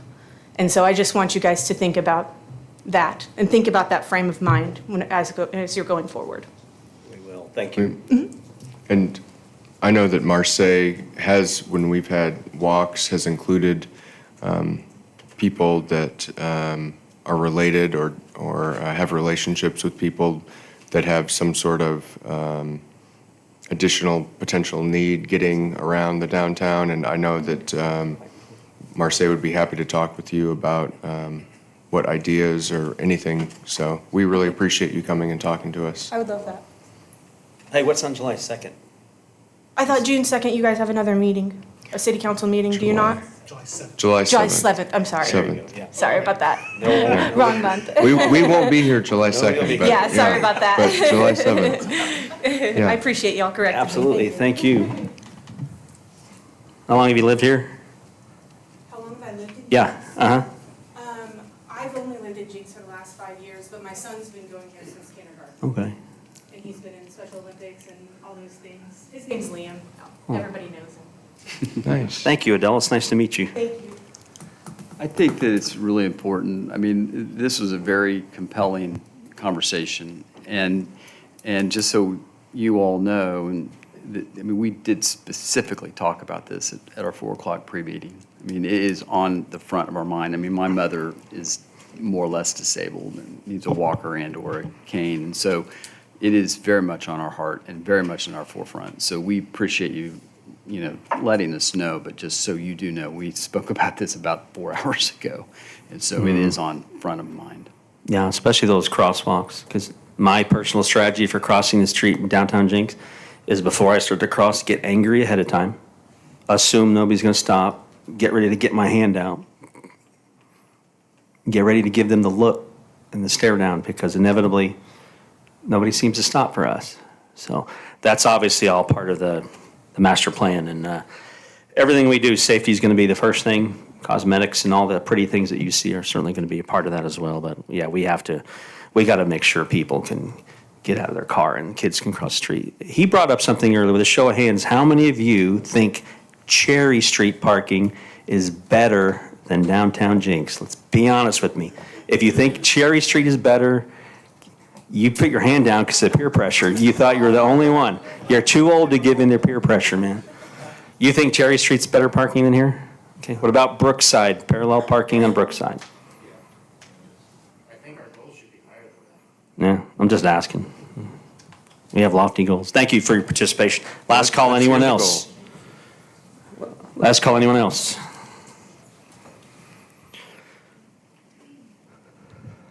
Matt Bowler, 312 East 124th Street, as long as my wife hasn't changed the locks since I'm not there tonight. I want to commend Marseille, Beck Design Council for this process. You guys have taken a lot of heat.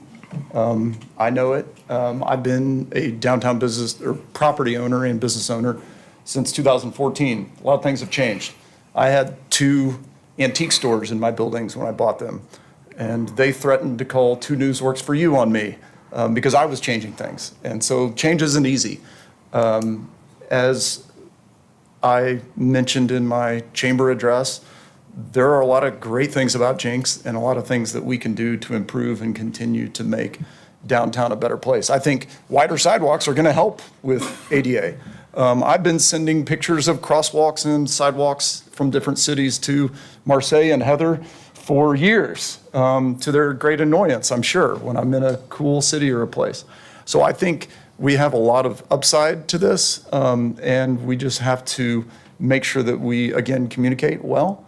And I remember their presentation when I sat up here and they presented during the request for proposals, and have traveled with Anthony, and these people's hearts are in the right place. Nobody's here to try to shove anything down anybody's throat. They want to make this place great, and I think it is going to continue to improve. A couple of things, ideas. One is, as a recipient of a kitchen grant, I think that those property owners and those businesses that receive those have an added responsibility to provide more return to the city. So I think wider sidewalks in front of places that receive kitchen grants so that they can have outside seating and produce more sales tax to repay the city for those incentives is a great idea, if not a possible requirement. I think we have additional parking options coming. I think Councilor Short makes a great point in that we are experiencing a cultural change downtown, right? It's not park, walk in someplace, but if you build the right restaurant, the right company, the right business, people will find places to park. sometimes not legally. I've been trying to help with the parking problem. If Barry saw rogue parking signs put up, I put those up about 2 years ago out of my own pocket to try to help my customers and my tenants with parking. So I think this is going to be a great process. I commend the staff and the contractors, and I thank council and Crest for going through all this and putting up with all of us citizens. So thank you all. Thank you, sir.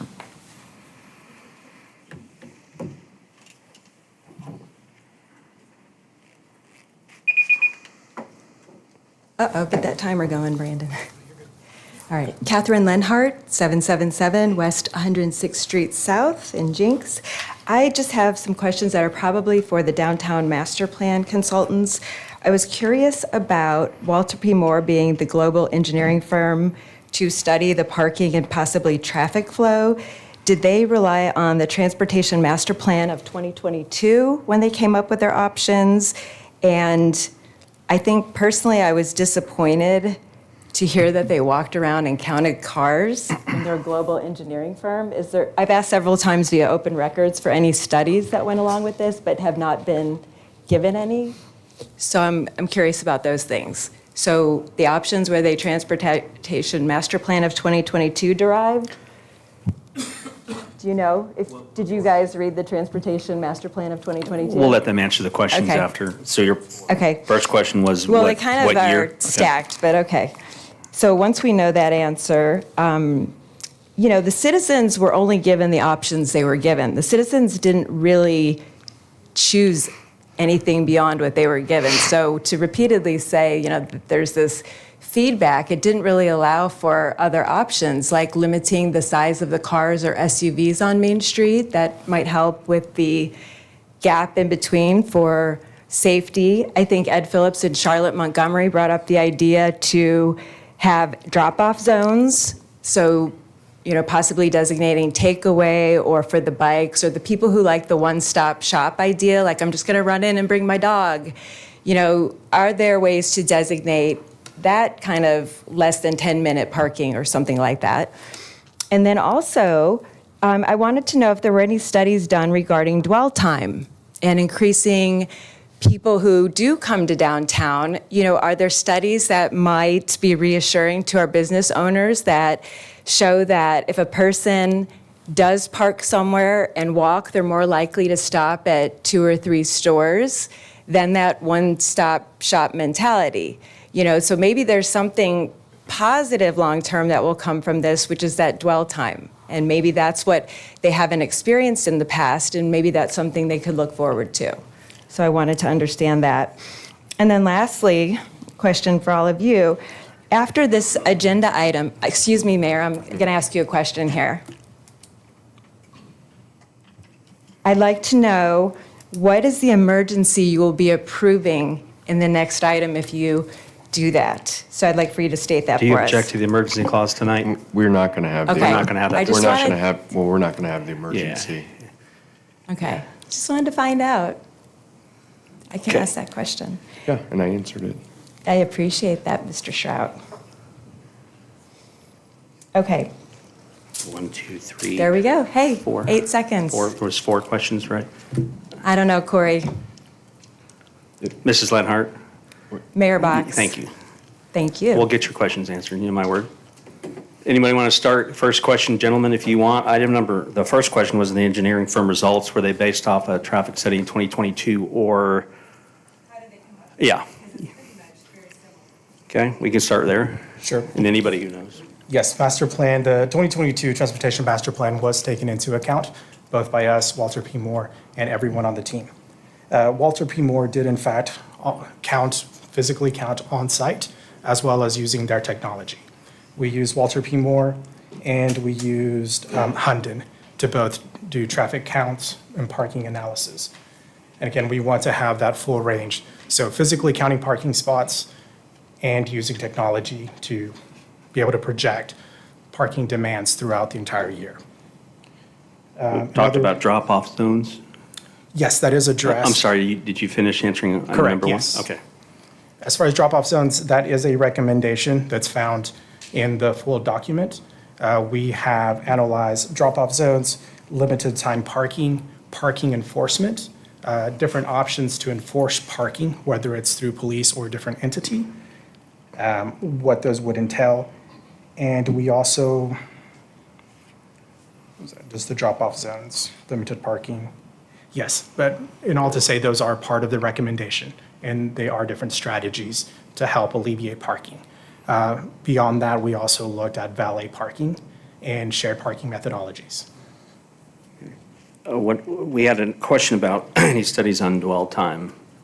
I don't know. We did not particularly study dwell time in specific, but we did analyze 12 different case studies identified by Hunden that have, those were ranked as similar to Jenks, national models, and aspirational models. And each one of those, we took the information and what they implemented, what they did, and what those results were, so that we as a team could study those 12 different case studies. The city was presented with them. We narrowed it down to, I believe, 4 to focus on more deeply. And then we found throughout those studies, we found other implementations in other places throughout the United States that had either similar issues to Jenks or address similar issues in different manners. And we have software that we can look at dwell time. It takes a sample of cell phone data and extrapolates it.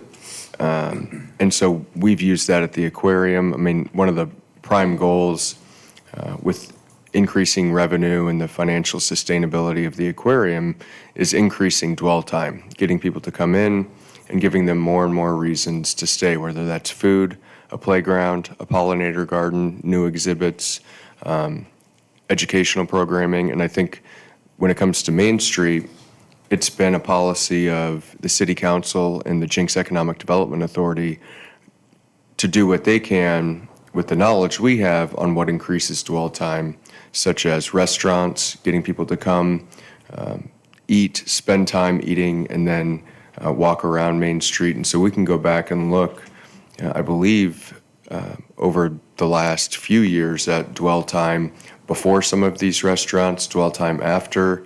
And that's certainly something, whether or not it was specifically addressed with a study or anything like that in this master plan, that's certainly a great idea for something that we can focus on, seeing what that dwell time change has been, where it came from, and what we can do to further increase the dwell time downtown. So, Mr. Abel, do you have a comment? Yeah, just a minor comment.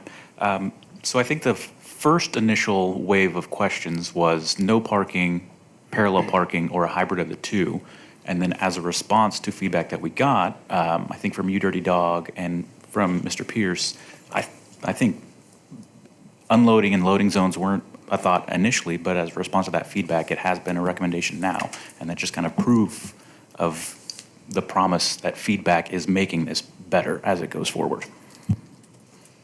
And I would say, I like the idea of drop-off zones. And it's in there. Yeah, and it's in there, buried in there somewhere. I would also say that, you're right, there's 3 primary options for parking, and there's 5 options for the library lot. If you got a better one, I'm happy to hear it. But we got to find a way to kind of filter through. If I say, email me right now what you want to do with parking, I won't get through those emails in any short order. If there's just 7 people, we've hired consultants. If there's a better way, then I'm asking you to make it your obligation to communicate that in an effective way. If there's a hybrid here, something between option 2 and option 3, a small incremental step that makes this more palatable, that allows your business time to adjust and grow with the growing pains, we're happy to hear it. This is why we're having a discussion tonight. This is not legally something we have to discuss with the public. This is our decision to open the floor to you so we can hear. But what we want to hear more than anything is there a better idea? Because these ideas are not mine. They come from people that we've hired. But you guys have lived here. He's lived here his whole life. If there's a better idea, it's going to come from Kevin. It's going to come from James. It's going to come from the Burnhams. It's going to come from somebody. It may not be me, so we are happy to hear them. If there's a tweak to this, then please tell us. Where are we? Where are we? We've talked about parking. Is anyone else want to speak on behalf of the downtown parking options? Anything at all? General comments? Nobody fidgeting? Okay. We'll close the floor to the public. We'll come back to council. If anyone want to make any closing remarks, you may. The floor is yours. All right, seeing none, we are on item number 5, which is the adoption of the Jenks Downtown Master Plan. Make a motion to approve the downtown master plan as presented. Second? Thank you. We have a proper motion and a second. Item number 5. Let's vote, please. Brown, Yes. Short, Yes. Abel, Yes. Murray, Yes. Mayor Box. Yes. Ordinance 1688 is an ordinance adopting, does anybody need a break? I didn't mean to. Huh? Yeah, okay. We're going to take a quick 5-minute break, restrooms and whatnot. We will return shortly.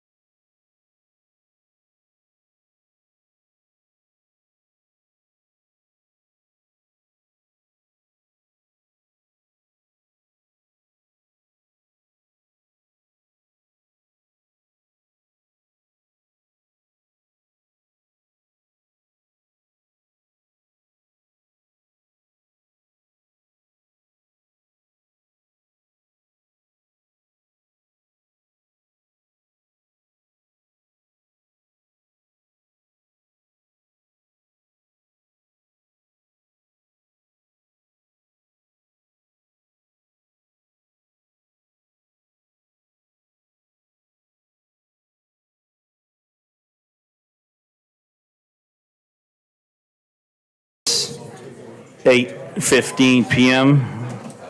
City Council will re-adjourn. Excuse me, we'll start again.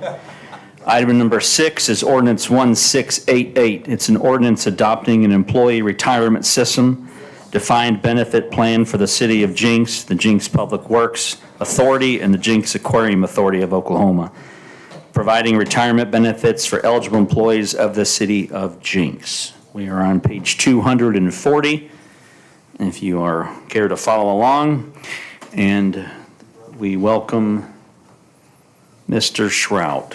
Mayor and all members of council, this item relates to the retirement system for the City of Jenks, Jenks Public Works Authority, and Jenks Aquarium Authority.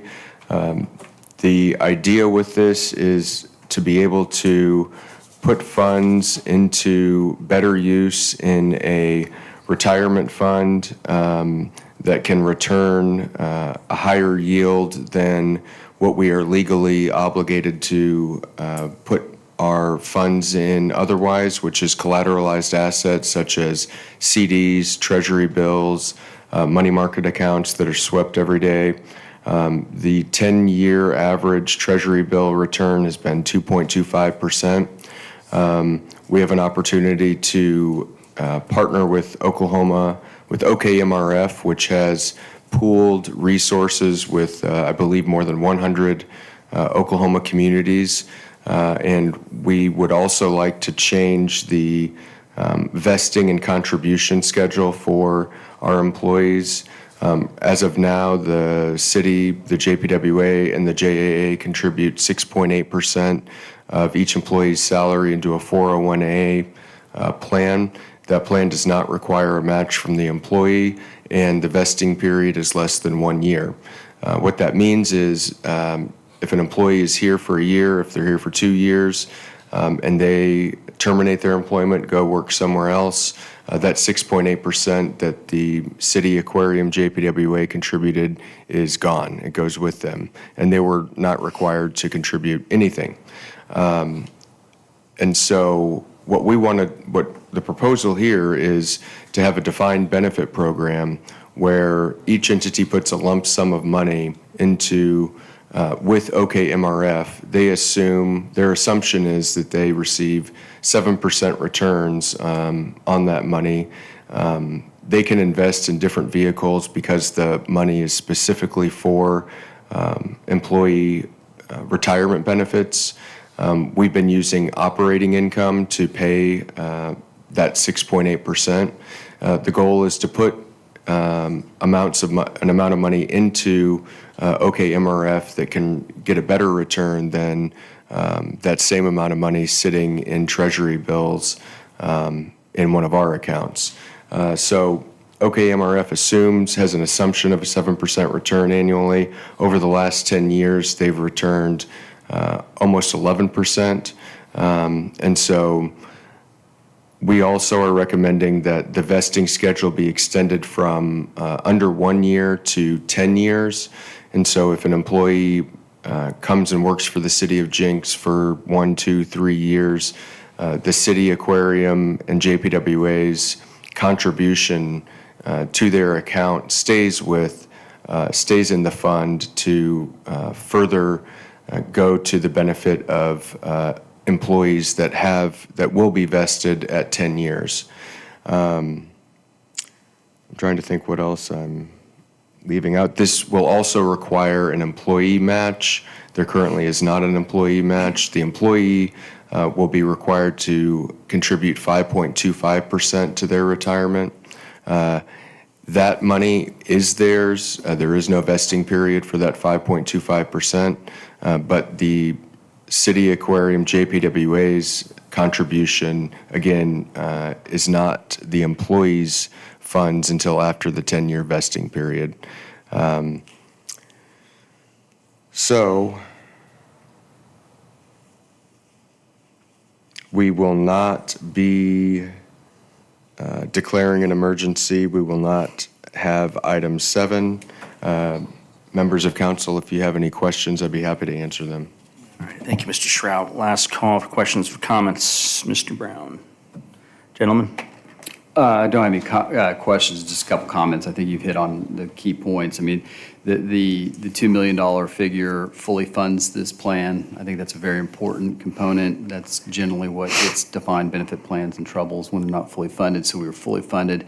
This is a relatively low percentage of our reserves in that particular fund. I think more importantly, the rate of return that this retirement plan will allow the beneficiaries is a probable rate of return that outpaces inflation. Right now, they are losing right now because their rate of return on this is because legally we're bound to have no risk assets in the city funds. It also means you get no return. And so when inflation's outpacing the 2.25 over an extended period of time, frankly, this is a very well thought through opportunity to help take dollars out of that inflation losing return and put it into marketable securities at a very low fee structure, and allow those dollars to grow and are more favorable to the beneficiaries. So I'm fully supportive. Thank you, Mr. Short. I completely agree.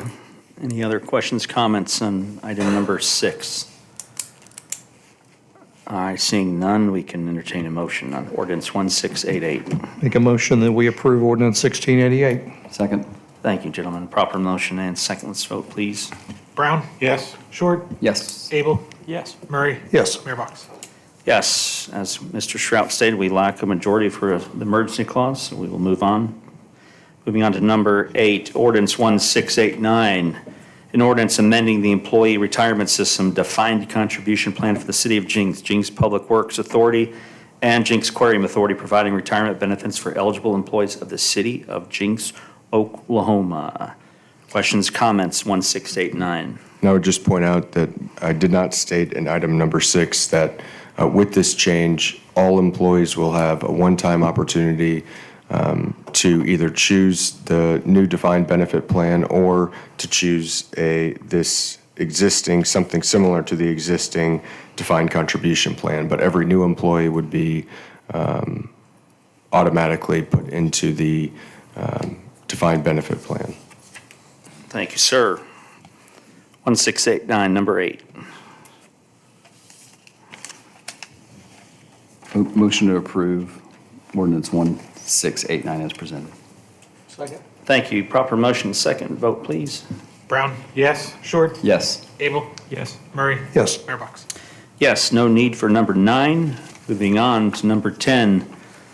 Resolution 902, a supplemental appropriation in the amount of $1,975,023 to account 102315250, also known as the City Operating Fund General Government Contractual Services, for the initial funding of this defined benefit plan. And if I might, I just want to make sure that to reiterate, I guess, from the JAA meeting, that the funding to start this is coming out of revenue that they have in surplus for the aquarium. No, each entity has reserve funds that we have, whether it's by ordinance or resolution. And so this is funds that we are not planning to spend otherwise, that we want to put to better use than having sit in an account getting 2.25% in treasury bills. Okay. And so this is money that is being put to future use to fund an obligation that we're going to have to pay for regardless. And the goal is that this money provides a better return over time, that we can use that money and not use operating income to pay for the retirement benefits. Okay, thank you. I just want to make sure it's understood out there.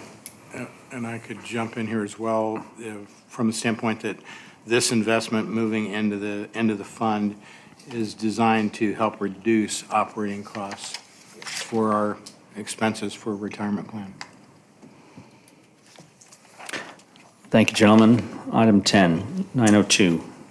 Motion to accept resolution 902. Second? Thank you. Roll call, please. Brown? Yes. Short? Yes. Abel? Yes. Murray? Yes. Mayor Box? Yes, sir. Item 11 is Resolution 903, supplemental appropriation to account 102315242, also known as the City Operating Fund, General Government Materials and Supplies, for $150,000. And from account 102315250, contractual services for $170,000 to fund a lease for City Hall offices at Gateway Plaza. We're on page 246. Can you give us an update on this and Yes. where we're at with the process, please, sir? Mayor and all members of council, we have talked for years now about the seniors moving into PD, renovating that, building PD moving into City Hall, and the staff on the second floor moving into some other office location within the city of Jenks. We are office poor within the city of Jenks. We've looked for years now. We've had different options that we have even been voted on before this body. And the third floor, there's a third floor, 8,500 square foot office space at Gateway First Bank near Highway 75 and Main Street that is available. It's an open floor plan. There's 6 interior offices. There's 100 cubes existing. We've toured the site with staff. We've been in negotiations with potential lease options. What it looks like is a potential 4-year lease at $20 a square foot for 8,500 square feet, which roughly comes to $170,000 a year. The goal is for staff to be able to move out as soon as we can into that space, office there for a 4-year period while we plan a permanent new office location wherever that may be. But this really is the first step to getting a senior center and shuffling departments around, providing PD more space, providing the seniors more space. This will be temporary space while we plan some sort of permanent structure for office space. So the $150,000 is when I say conservative on the high end, it's conservative. We've been in talks with Gateway and their broker on the existing cubes. We don't need 100 cubes, but we're trying to find the most economical way to remove some of those cubes, reconfigure those cubes, and get staff up and going over there. And the initial quote from them was to reconfigure all these cubes and remove some of the cubes would be, I believe, $75,000. We think we might need to build 1 or 2 conference spaces with real walls, but everything else, these cubes are pretty modular. It's just a matter of paying the labor cost of reconfiguring all of that. So, and we don't have, this is not approving the lease, this is just appropriating the funds. Once we have the lease negotiated and ready to be approved, we will bring that back to the city council or whatever, I guess the city council. So. Do you expect we could have that lease ready to vote on by the next meeting? Potentially. I think we could, yeah. Okay. Questions or comments from Mr. Shrout, Mr. Brown? Gentlemen? All right. Seeing none, Resolution 903, item number 11. Motion to approve the resolution as presented. Second. Thank you. Item 11, vote please. Brown? Yes. Short? Yes. Abel? Yes. Murray? Yes. Mayor Box? Yes, sir. Moving on to other business, item number 1, City Manager's Report, Mr. Shrout. We'll skip the update on South Elm. Okay. Anthony, you want to run that back for anybody that showed up late? You want to run it back? Isn't that what we used to do? Okay. The June sales and use tax numbers, sales tax collection check was 16% less than the same month last year. For the full 12 months of the fiscal year, sales tax collections increased 9%. The use tax collection check was 19% more than the same month last year. Fiscal year to date, use tax collections have increased 2.5%. The total sales and use tax check for the month was 11% less than last year. Fiscal year to date, total sales and use tax collections increased 7.65%. The fire department is in the process of hiring 3 new firefighters. Offers have been made to 3 great candidates, and we expect them to start with the department in August. And I believe all 3 have experience as volunteers with the department, so that's exciting. The police fleet, the department has ordered and I believe received, Chief, 6 Chevrolet Tahoes. Did you receive the Silverado? 1. So we've been trying to modernize and replace the fleet so that we're not spending exorbitant amounts of money replacing water pumps on Explorers, and get in a regular rotation of hopefully rotating vehicles out every 5 years. To that point, for fiscal year 27, to continue to modernize the fleet, the department is planning to order 7 more Chevrolet Tahoes. There currently is substantial wait time on delivery for these vehicles, but we will keep you updated. I think you were thinking maybe potentially sometime in August or even sooner, but we'll update council on that. The 50-acre retail development at 121st and Highway 75, that is being developed by Sooner Investment. They continue to firm up the lineup of retailers for their project. They have also been working with city staff, the Oklahoma Department of Transportation, and the city of Glenpool to confirm access points to their project and traffic signalization along 121st Street, which west of Highway 75 is actually State Highway 117.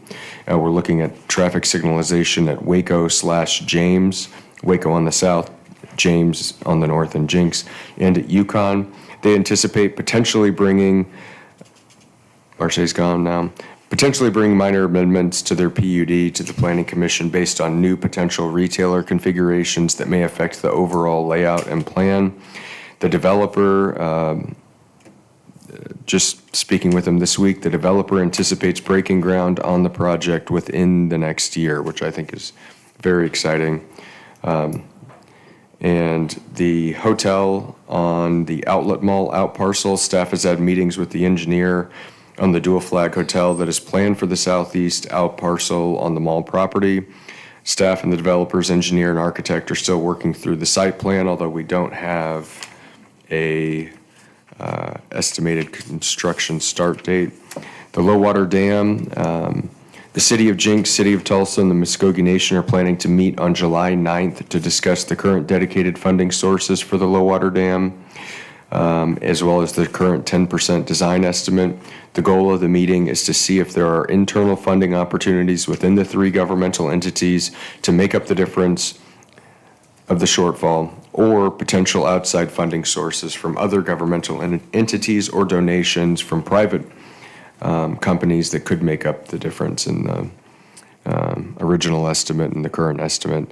The Oklahoma Aquarium Pollinator Garden opened last week. The aquarium held their ribbon cutting for the new 13,000 square foot pollinator garden on the south side of the main entrance. The garden was partially funded through a grant from the Stewart Family Foundation. The garden is another amenity for guests of the aquarium to enjoy and is also open to the general public free of charge. The space has been recognized as a certified wildlife habitat by the National Wildlife Federation, which I think you said There's only 2 in the United States. 2 in the Oklahoma? So Jenks is now a certified wildlife community, and there's only 2 of those in the state. Wow. Because of the 400 acres of natural green yeah. space that we have, and now the pollinator garden plus Flycatcher Trail, which is in partnership with the Audubon Society and the Jenks Public Schools. But I think it's really cool. Yeah. All-America City Award. The city of Jenks is one of 20 finalists to be named an All-American City by the National Civic League. The conference and final competition will take place in Denver from Friday, June 26th through Sunday, June 28th. The city will be represented at the conference by Mayor Box, Councilor Abel, city staff members, members of the Jenks Public School District, the Muskogee Creek Nation, the Riverwalk, Simon Property Group, the Tulsa City County Public Library, the Jenks Chamber of Commerce, and the Bridges Foundation. I think it's pretty exciting. I think the last time, Councilor Abel, you said the last time there was a finalist from Oklahoma was 1984, 85? 84. So hopefully we can come away with a win.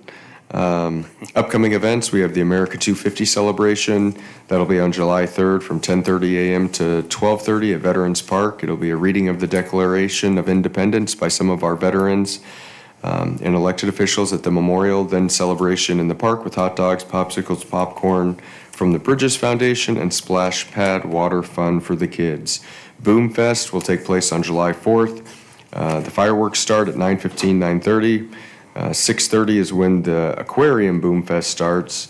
It's the best fireworks show in the region, lasts approximately 30 minutes, and accompanying music will be streamed on 106.1 The Twister. We have Sharks in the Park, a Jenks Chamber of Commerce event on July 11th from 7 p.m. to 9 p.m. We're going to have the first drone show I think the city's ever had, or first drone show in the city. So it's presented by River Spirit Casino and should be a great time. So we have a lot of great stuff going on and things to look forward to. Thank you, Mr. Shroud. Any questions from Mr. Shroud, comments from council? All right, very well. For me, a couple things. Jenks Police Department, Captain Aaron McNulty, 20 years. You guys see him, congratulate him. He's tall, slightly balding, one of the kindest, smartest men you'd ever meet. So he might be the only one in the room that fits that description. 20 years of service. Please, Chief, on behalf of all of us, please thank him. I want to share a little story to highlight some of the wonderful, kind people in the city of Jenks. Somebody reached out to me the other day, had a real emergency. A bunch of kids came home from camp, sleeping bags, clothes infested with ticks and bed bugs, and their washing machine died. They don't have the money to replacement. So we put out a little request, and within 2 minutes, Brian Smith, State Farm Insurance, he's a Jenks resident. If you don't do business with Brian, consider it. You see him everywhere on social media. He was happy to pay for a washing machine to help out a Jenks needy family. There are countless stories of kindness and grace that we could share. So in the spirit of being able to recall some of these, if you guys have an idea on how we can do this on a more regular basis without me having to remember, feel free to do that. We are here to honor our residents. You guys have a great city, maybe even top 20. So if you want to honor somebody for doing something like that, let me know. Call city staff and we'll be sure to publicly give them the recognition they deserve. You guys know we had an election on June 16th. For those of you that are in that part of City of Jenks, Sheila Dills will be returning to be your state representative. That's a good thing. Sheila owns the JAA End Patisserie, which is the little French restaurant / pie shop on the corner of Main Street and Elm. So we are blessed to have a state representative who owns a business on Main Street, who's a stakeholder, who's taken a risk here and who invests here. And Tedford Insurance right down the street, Mr. Mark Tedford, in all likelihood will probably be your United States Congressman come November. So good news for the city of Jenks, in my opinion. And I'd like to plug the America 250 event. Don't get confused, this is not a Veterans Day thing. This is not just for veterans. 250 years ago, we weren't free. We were ruled by a king. The very same king, not the very same one, but England sent their king here a few weeks ago. We could be that way again, and our kids have no idea what we're talking about if we haven't told them. So if you have children that are young that don't understand what it means to be free, bring them and we will talk to them about this freedom. None of us were alive 250 years ago, but the price that was paid was high, and our freedom is never guaranteed by the next generation if they're not willing to defend it. We as adults have to educate our kids and instill in them a spirit of great pride that this price that was paid is immense and we should always be thankful for it. So it's not a Veterans Day thing. It's about all of us. So please come. We're going to have a tent and hot dogs and drinks and all of those things, and some old warbird planes will be flying over. I think the fire department will be there spraying people with unusually high PSI water. The splash pad will be open, right, sir? Bring your kids. The audience of choice is kids. We know the cost of freedom. Bring your children, and it should be a really good event, 10:30 to 12:30.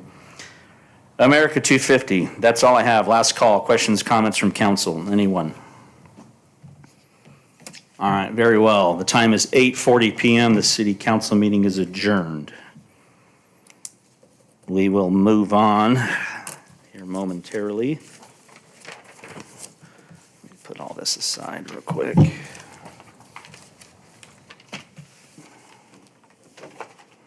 little paper intensive up here.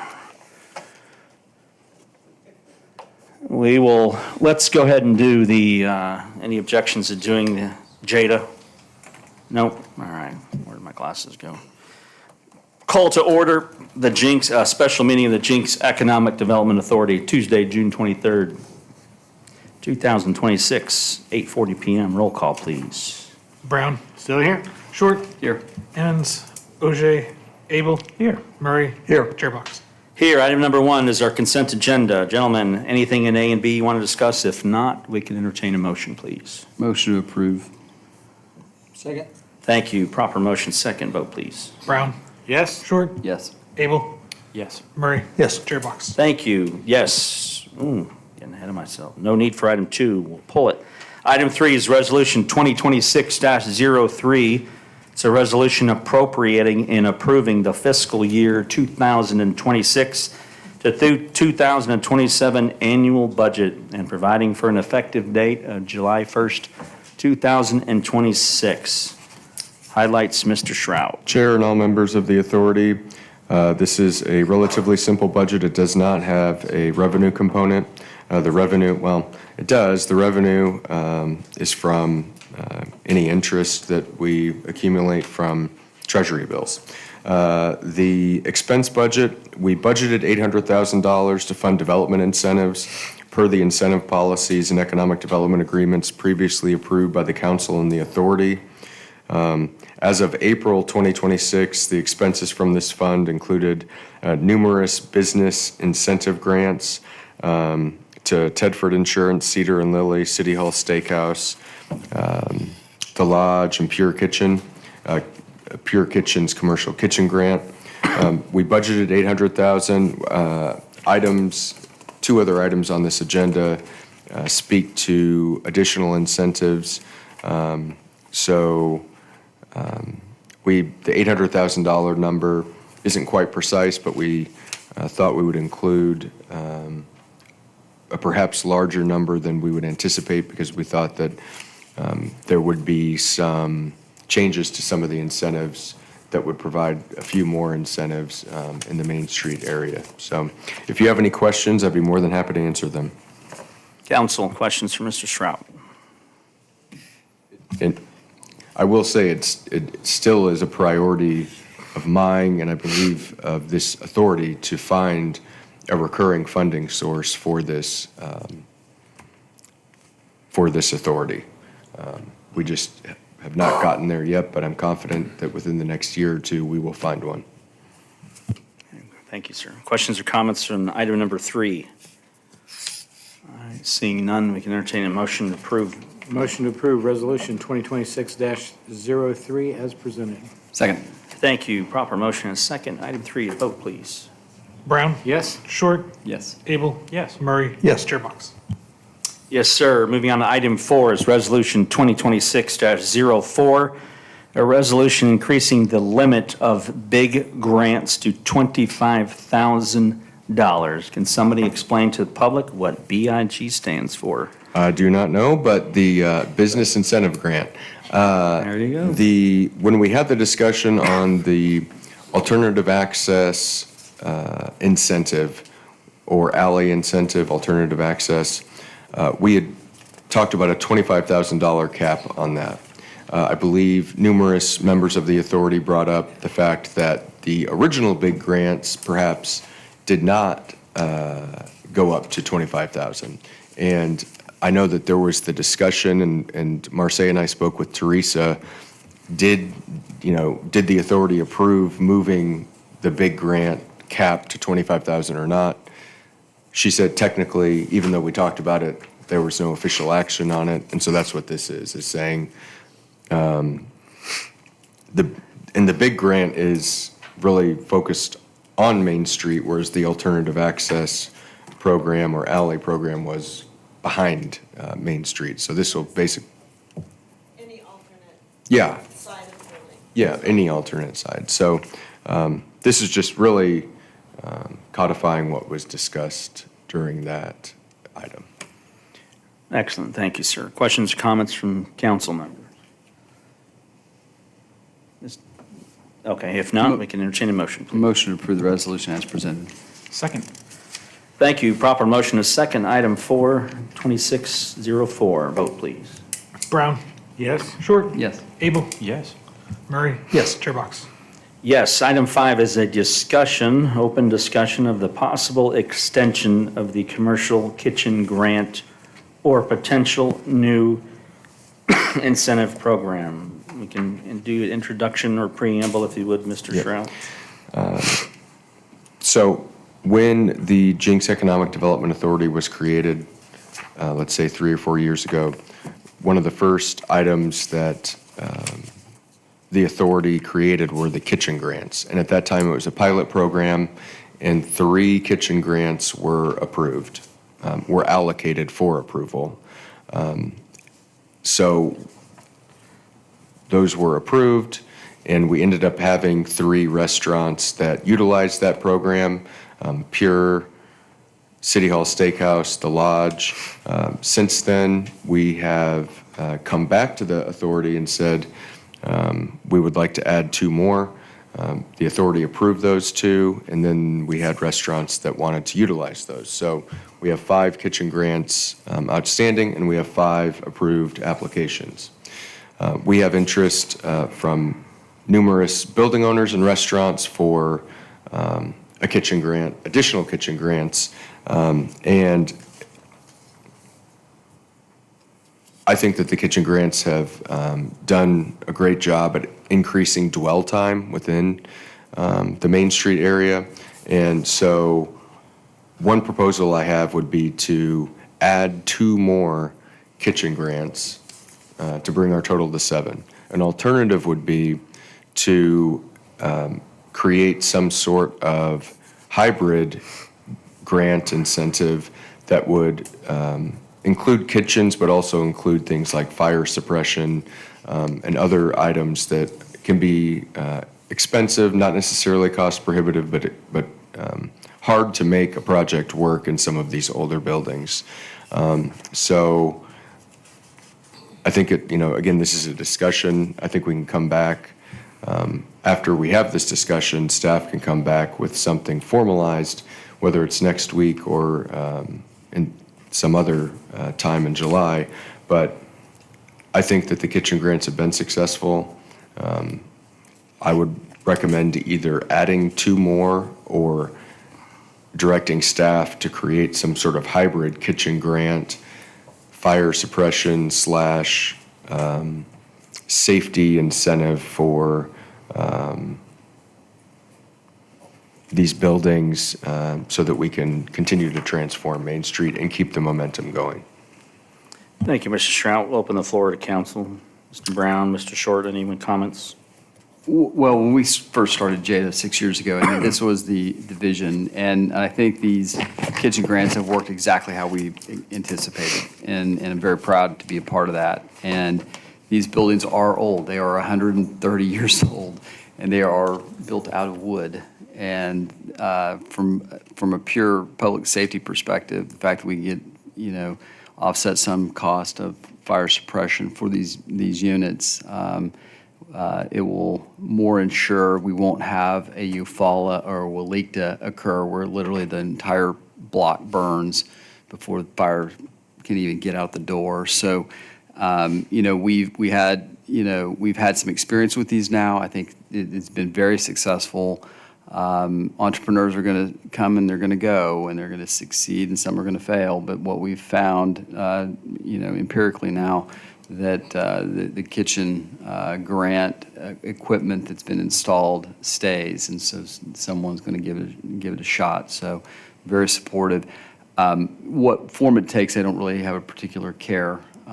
Just as a discussion item, I think I believe there's 11 buildings. I mean, to some extent, do we need 7 restaurants? That could be debatable. but to the extent of the types of restaurants where it's kind of the nuance gets. And so I think this is, however staff wants to present it, I think, I'd be very supportive, so. Thank you, sir. I would even agree to that. You can argue whether it's the government's role or not to make this kind of investment. I would say that I can definitely see the results. Downtown Jenks is what it is because somebody paid for somebody to put a kitchen in, and it helped alleviate some of the risk of opening a restaurant with all the costs that people incur to do that. So I am open to keeping this discussion moving towards something. I think we could modify the program a little bit. I don't think everybody needs $250,000. I also agree that if we're going to invest in new retail sales tax, we should also probably consider investing in protecting the assets that we have. If downtown were to burn down, then obviously we have a huge problem and we'd lose a source of revenue. So we have a vested interest in protecting these older buildings as well.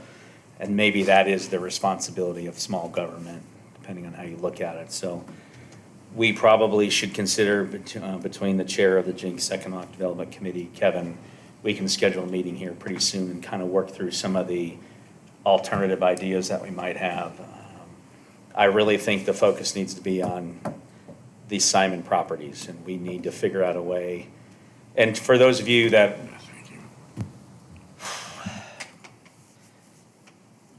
we discussed this today,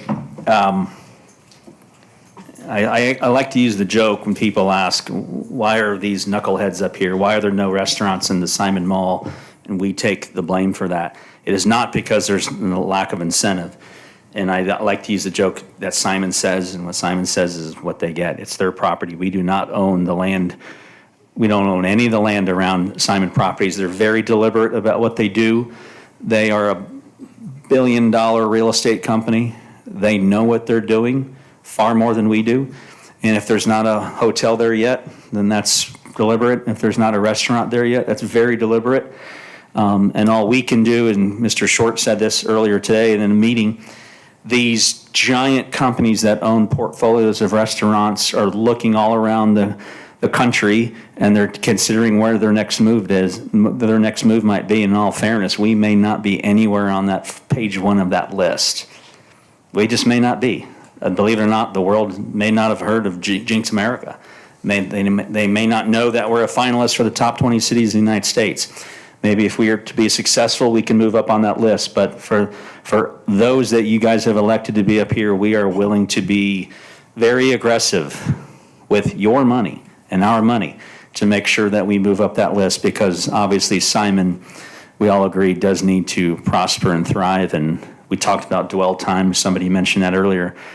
You know, it's one thing to have dwell time and length of stay on downtown, but my bigger picture of dwell time is, can I get somebody to drive here from Branson and go to our mall, go over to the aquarium, head downtown, in the future, you know, visit the park at 106th, and then, you know, head on back. We see a big circle, a big ecosystem, including the Riverwalk, of keeping people here in Jenks spending their money, no matter where it may be. So yeah, we are definitely thinking about these things. So when you see these comments online that Simon is dead and it's a wasteland or whatever the case may be, it is what it is. And there's nothing we can do to bring in a Chili's or a Olive Garden or anything like that, other than give them a premium incentive to be here, and we're going to do that.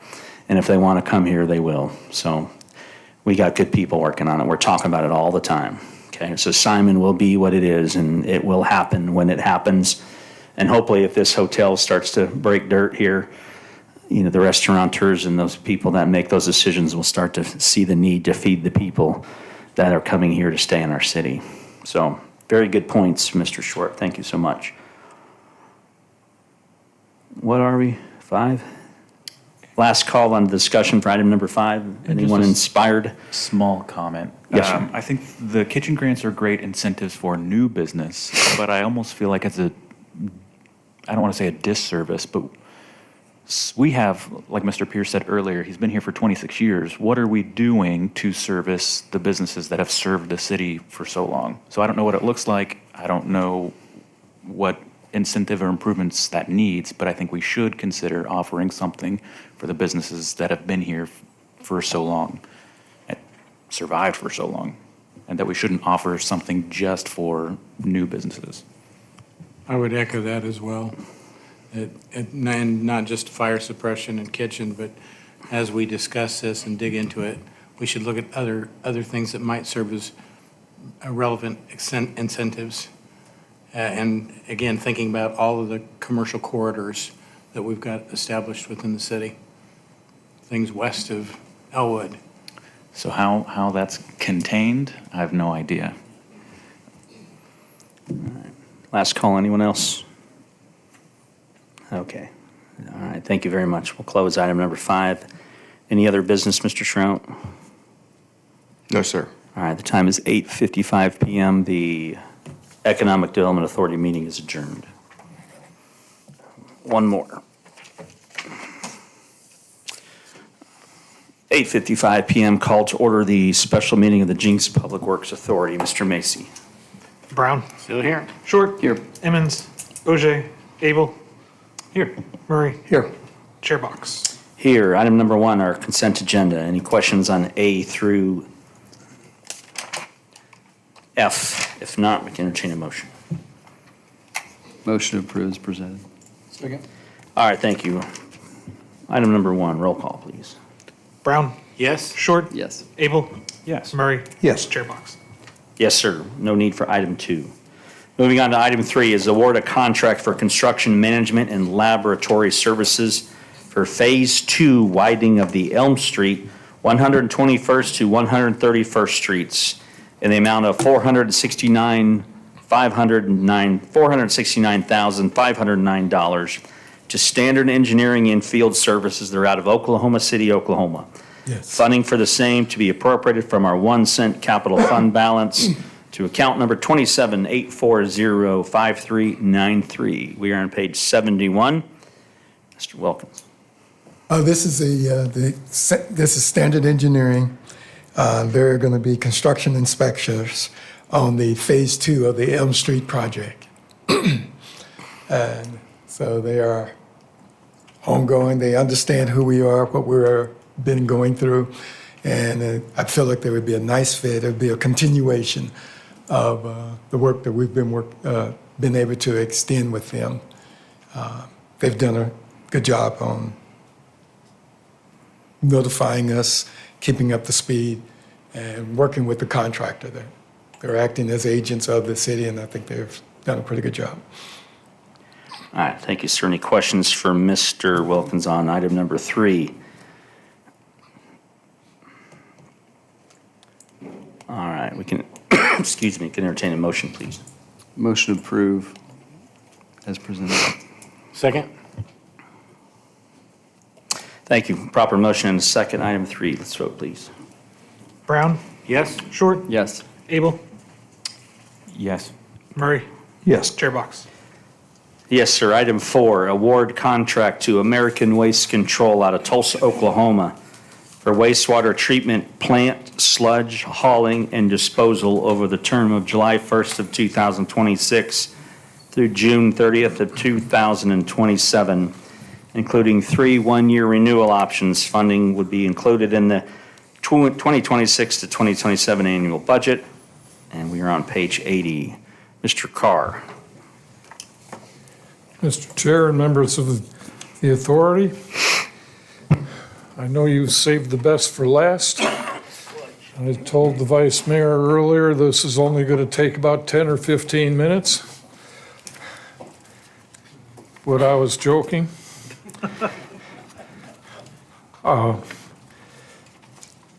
American Waste has provided sludge disposal services to our wastewater treatment plants since 2022. We generate a lot of extra solids that need to be disposed of in an environmentally safe manner.